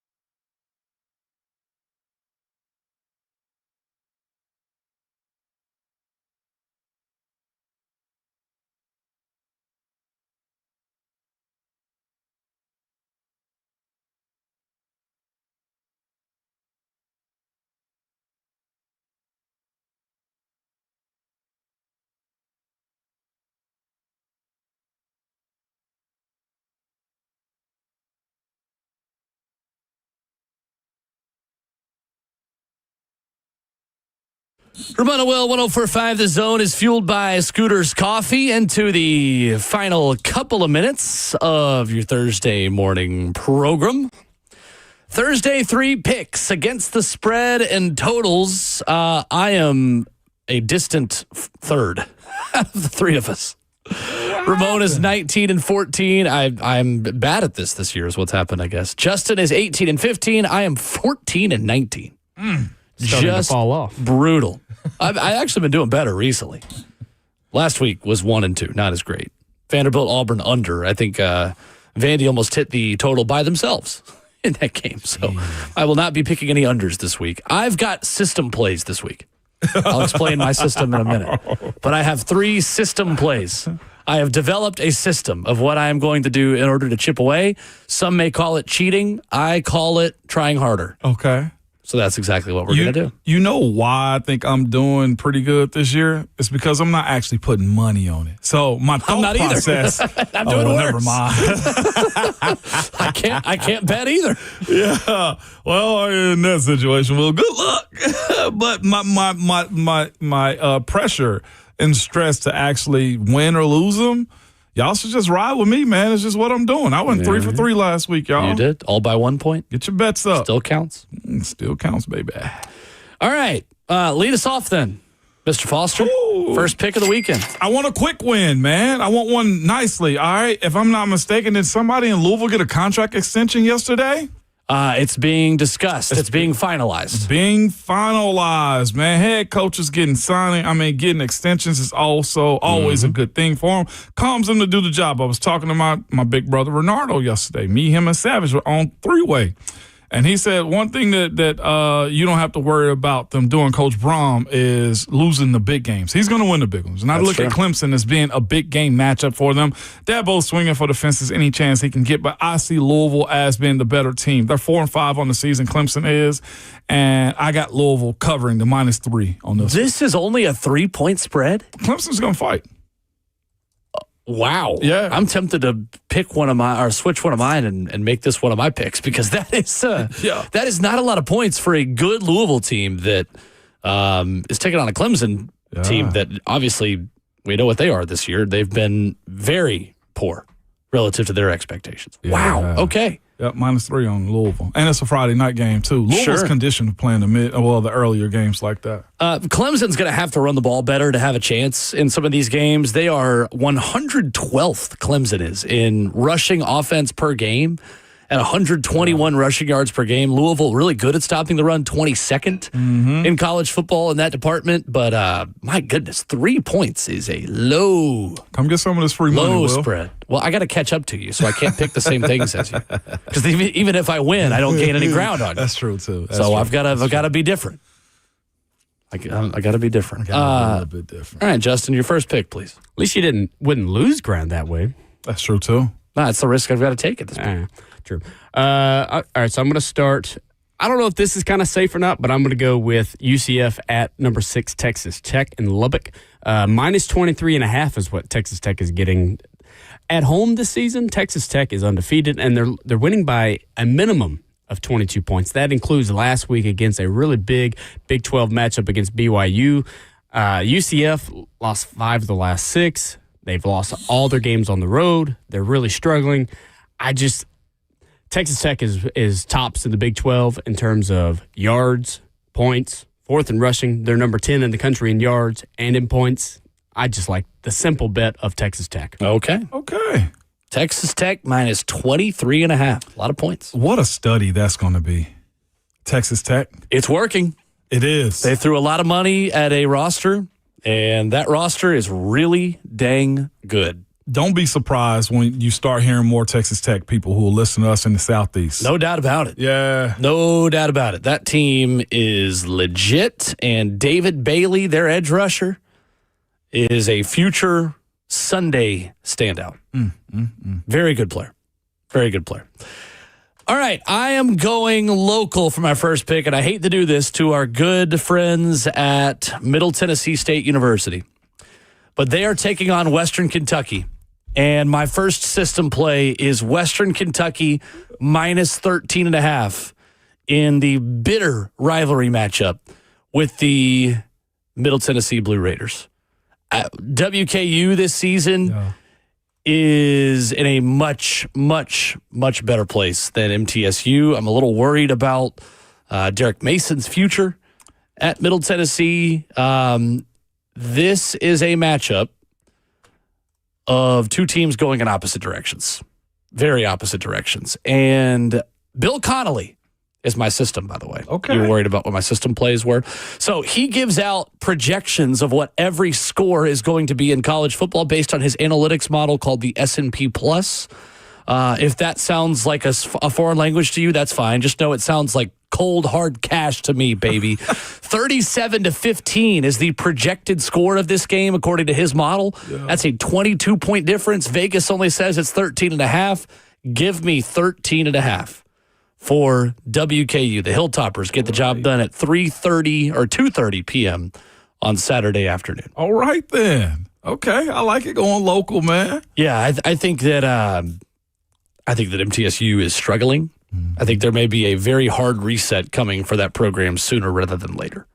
Okay, gotcha. They are 1-8, 0-5 in Conference USA play. Western Kentucky 7-2, 5-1 in Conference USA play. Understood. There you go. All right, that's my first pick. My next one is the Battle of the Orphans, man. Oh, wow. What? Okay. Battle of the Orphans. Yeah. Who's an orphan in college football? LSU and Arkansas. I was going to say, are the two Pac-2 teams playing again? Is that what you're talking about? No. Okay. Daddy abandoned them, man. So okay. It's time to for them to fight it out, man. I don't even know who LSU's interim head coach is right now, man. That's how bad they are as a university and as a football team right now. Frank Wilson is their interim head coach. Sir, yes, sir. Coach Frank Wilson. New Orleans native Frank Wilson. Well, is that stepdad? It is pretty stepdad. He's the dad that stepped up. Yeah. I'm a product of a stepdad, so we can make that joke. Okay. There we go. No doubt about it. He's the coach that stepped up. He's the coach that stepped up. But LSU's actually favored in this one by 5.5. Bobby Petrino has a way of still trying to fight for this job. I'm actually taking Arkansas. Give me the plus 5.5 on this one, Arkansas. I'll even give you plus 6. You're welcome. I'll take. I view this one as one. It's a rivalry, and in a small sense, two teams that are just down bad. Bobby Petrino's got a lot more to fight for than what Coach Frank Wilson does at LSU at this point. And I just don't know what LSU is doing well enough. I do know offensively, putting them down 5.5 or 6 points, Arkansas just doesn't seem right in this type of matchup. Give me Bobby Petrino and the Fighting Hogs. Fighting Hogs. Fighting Hogs. Down in Baton Rouge. It is in Baton Rouge. Is that even a scary place this year? No. Not really. No. Maybe not as much at 11:45 a.m. either. Exactly. As much as it is later. Taylor Zarza on the call for that one. Is he? That is where he is on Saturday. That's right. Taylor everywhere. Absolutely he is. Justin, your second pick, please. Let's go all the way over to California, Southern California, to that matter. ACC country. Yes. We're going to go with Iowa. Big Ten country. Plus 7 at USC. This is a battle of a strong defense versus a strong offense. Sure I think is. defense is going to travel here. Ooh. Iowa, they're getting plus 7 on the road, which it's really tough. These Big Ten across the country games are very tough to judge.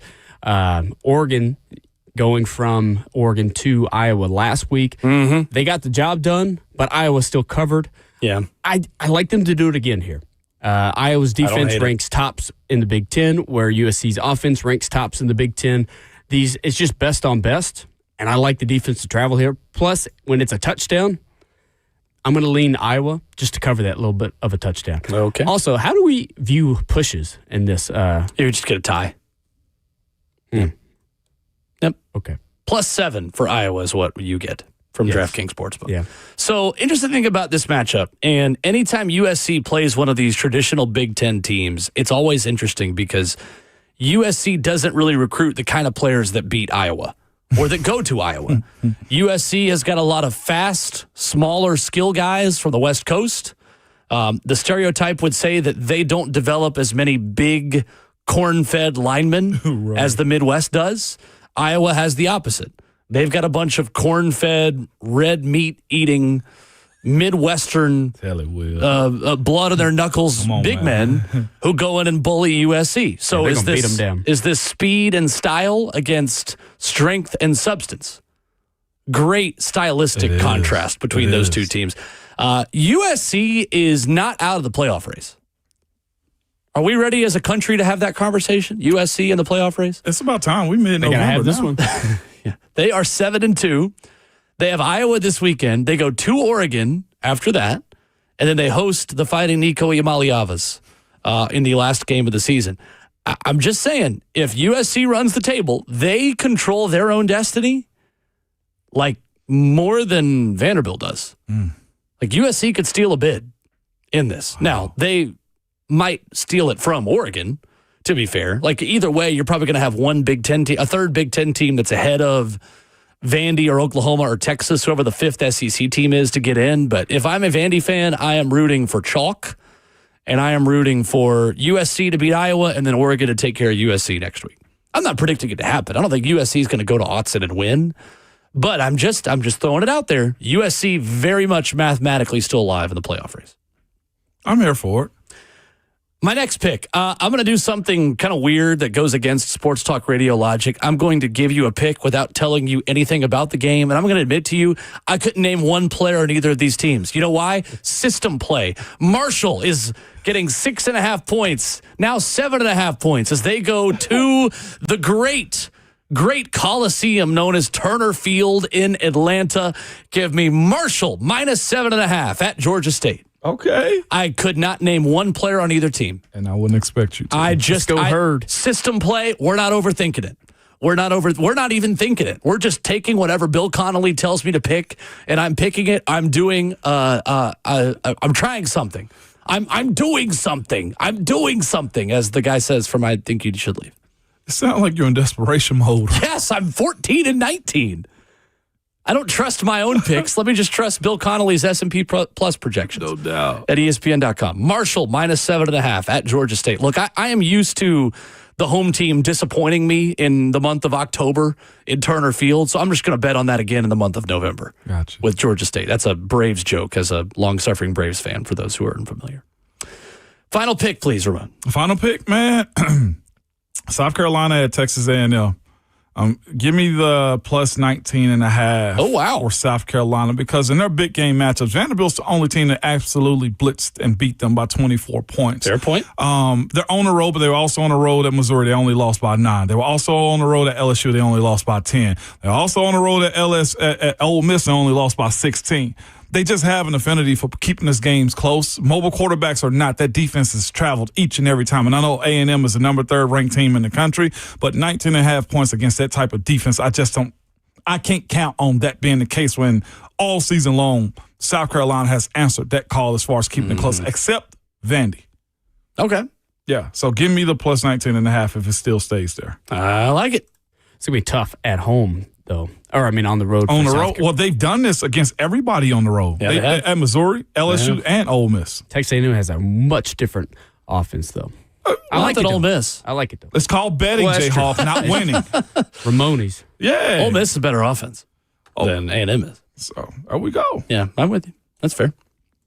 Justin? Now, Hawk, catch up to me. Hey, you know what? Hawks, let's do it right here. I see we don't play San that Francisco. no more. Yeah, we didn't hear Hawks locks today. Because they not locking too late up now. anymore. Too late now. Oh, no. Sorry, my finger slipped. I apologize. Sorry, we got to lock it up today. San Francisco 49ers -3 at the Arizona Cardinals. I'm surprised that this is only -3 considering that Brock Purdy is expected to return this week and Marvin Harrison Jr. is going to be absent with his appendectomy that he had yesterday. Oh, so I'm awful. I'm a little surprised that the 49ers are struggling on defense just with all the injuries, but Robert Saleh's holding it down as best as he can. But the 49ers are doing well on defense. They just ran into a really good Rams team last week to where they lost by, more than 20. I just don't know what this Cardinals team is. Jacoby Brissett at the helm there. I'm just going to take the 49ers, keep it simple, -3. I think that's an easy field goal win. Okay. Easy field goal. 49ers.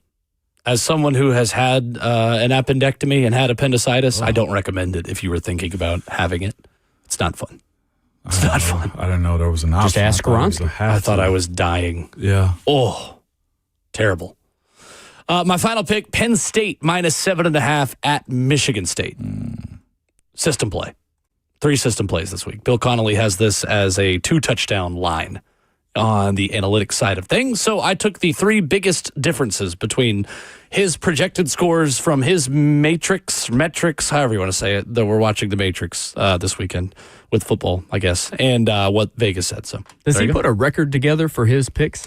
Yes. And what is his record? No clue.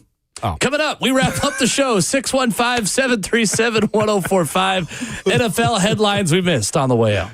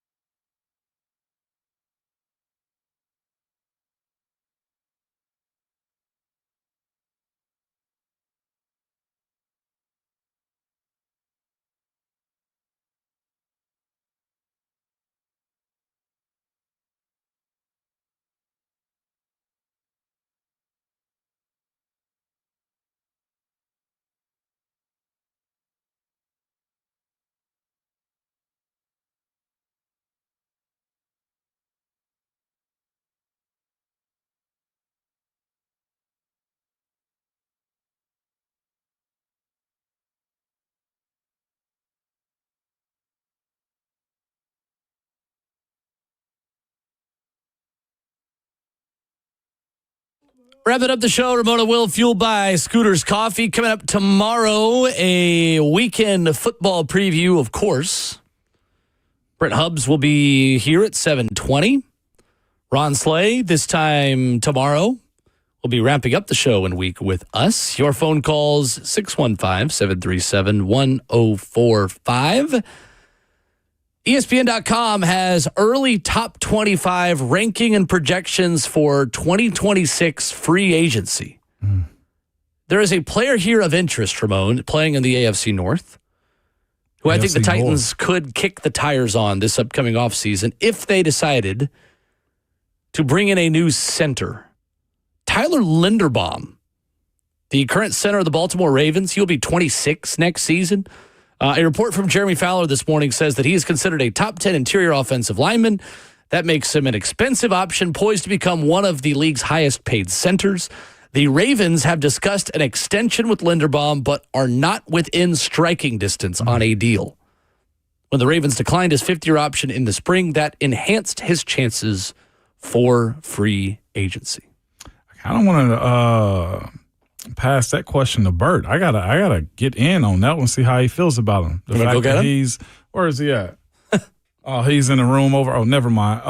Linderbaum, he's an AFC North guy. What I'll tell you this about, I do think we're typecasted in the AFC North, especially the interior guys, big body dudes, roll graders. Sure. That's Kevin Zeitler also. Yeah, it is. Tackles Definitely. usually a little bit more athletic, but you look at bigger body guys up the middle when you view AFC North guards and centers. So it'll be fascinating what kind of system they feel like they want to run here with the new coach too. We got to have that in play. Yeah. If it is a power zone type of team, Linderbaum was going to be perfect for whatever you want. That's true. If it's outside zone, then yeah, you probably want to look somewhere else. On the Alec Pierce front, obviously the Colts wide receiver, deep threat guy, ESPN.com ranking him the 7th best free agent upcoming in 2026. Jeremy Fowler reporting, teams I've talked to anticipate Alec Pierce will hit a big number in free agency. They think the $20 million per year threshold isn't out of the question for him. He is poised for his first 1,000-yard season as the size/speed combination teams covet. The Colts have decision to make on offense. If they pay Daniel Jones, who has chemistry with Pierce, do they let Pierce walk? Much of that will depend on how Pierce's market develops. The Colts typically don't do extensions during the season. We'll see. I said earlier I'd be surprised if they let Alec Pierce go and kept Daniel Jones. I think it's tough to ask your quarterback who just found out how to be good to sustain that with maybe his favorite weapon gone or second favorite weapon gone behind Michael Pittman. But Alec Pierce would be a great deep threat here. That's for dang sure. It feels like T. Higgins 2.0. 20.9 yards per catch, 6'3", 211. That's a great comparison. Yeah. Great comparison. Yeah. A team in the same situation. Let's go to Johnny. Final call of the morning on the phones. Hey, Johnny. Good morning. Hey, guys. Good morning. Thank you always for taking my call. Yep. Listen, yesterday I had a little extra time on my hands, and I wanted to look at the last 10 years in the draft for the Titans. Overall, they drafted 75 players, but we've only got 17 still on the roster in the last 10 years. Now, 15 of those 17 are from the last 2 years. We still have Simmons from 19 and Hooker from 19. I think our on-base percentage here for the draft, we need to start getting these dogs in here, and we need to keep this kind of structure here of it's just talent. You don't really know throughout the draft, but we got to start swinging and hitting a little bit more in the draft. Last thing, Ramon, you always know what rounds will go Vols. Vols by 50, baby. I love you guys. Have a good day. Thank you, Johnny. 100% right. He is. That's the separator. Got to draft well, and you will be a better team. It's just truly that simple. It's not easy, but it is that simple. Yeah. I see the standard, letting A.J. Brown go. For what it was worth, A.J. wanted out. There was questions about his health that this team didn't think they could handle, but they passed him off, and the Eagles have benefited from it. Also, being on a better team makes you better, too. I will forever say that. There are okay players on really good teams that we think are good, and they're just really good role players. Agreed. Yeah, you got to draft better. You got to draft like Mike Borgonzi and Chad Brinker did this last time around. You stack another one of those draft classes, this football team will be better in 2026. Yeah. There's no doubt. So, Lordy. Again, it sounds very simple. I promise you it is not. But the premise is simple, even if the practice is not simple, of finding good players. Just draft good football players. I don't care what positions. I don't care where they played. Draft good football players. Ready, break. Team on 3. 1, 2, 3, team. Oh, there he is. Oh, yeah. Bert's staring at But what's Bert? He's just roaming out. Oh, okay. He's not walking in here. He'll be on the Buck Rising Show in a matter of seconds. Robert Walsh, Lucas Panzica, Buck, the whole crew present and accounted for. We are back at it tomorrow morning at 6 a.m. to wrap up the show and the week. You must remember, though, at all times, your Twitter fingers and your mic is always hot.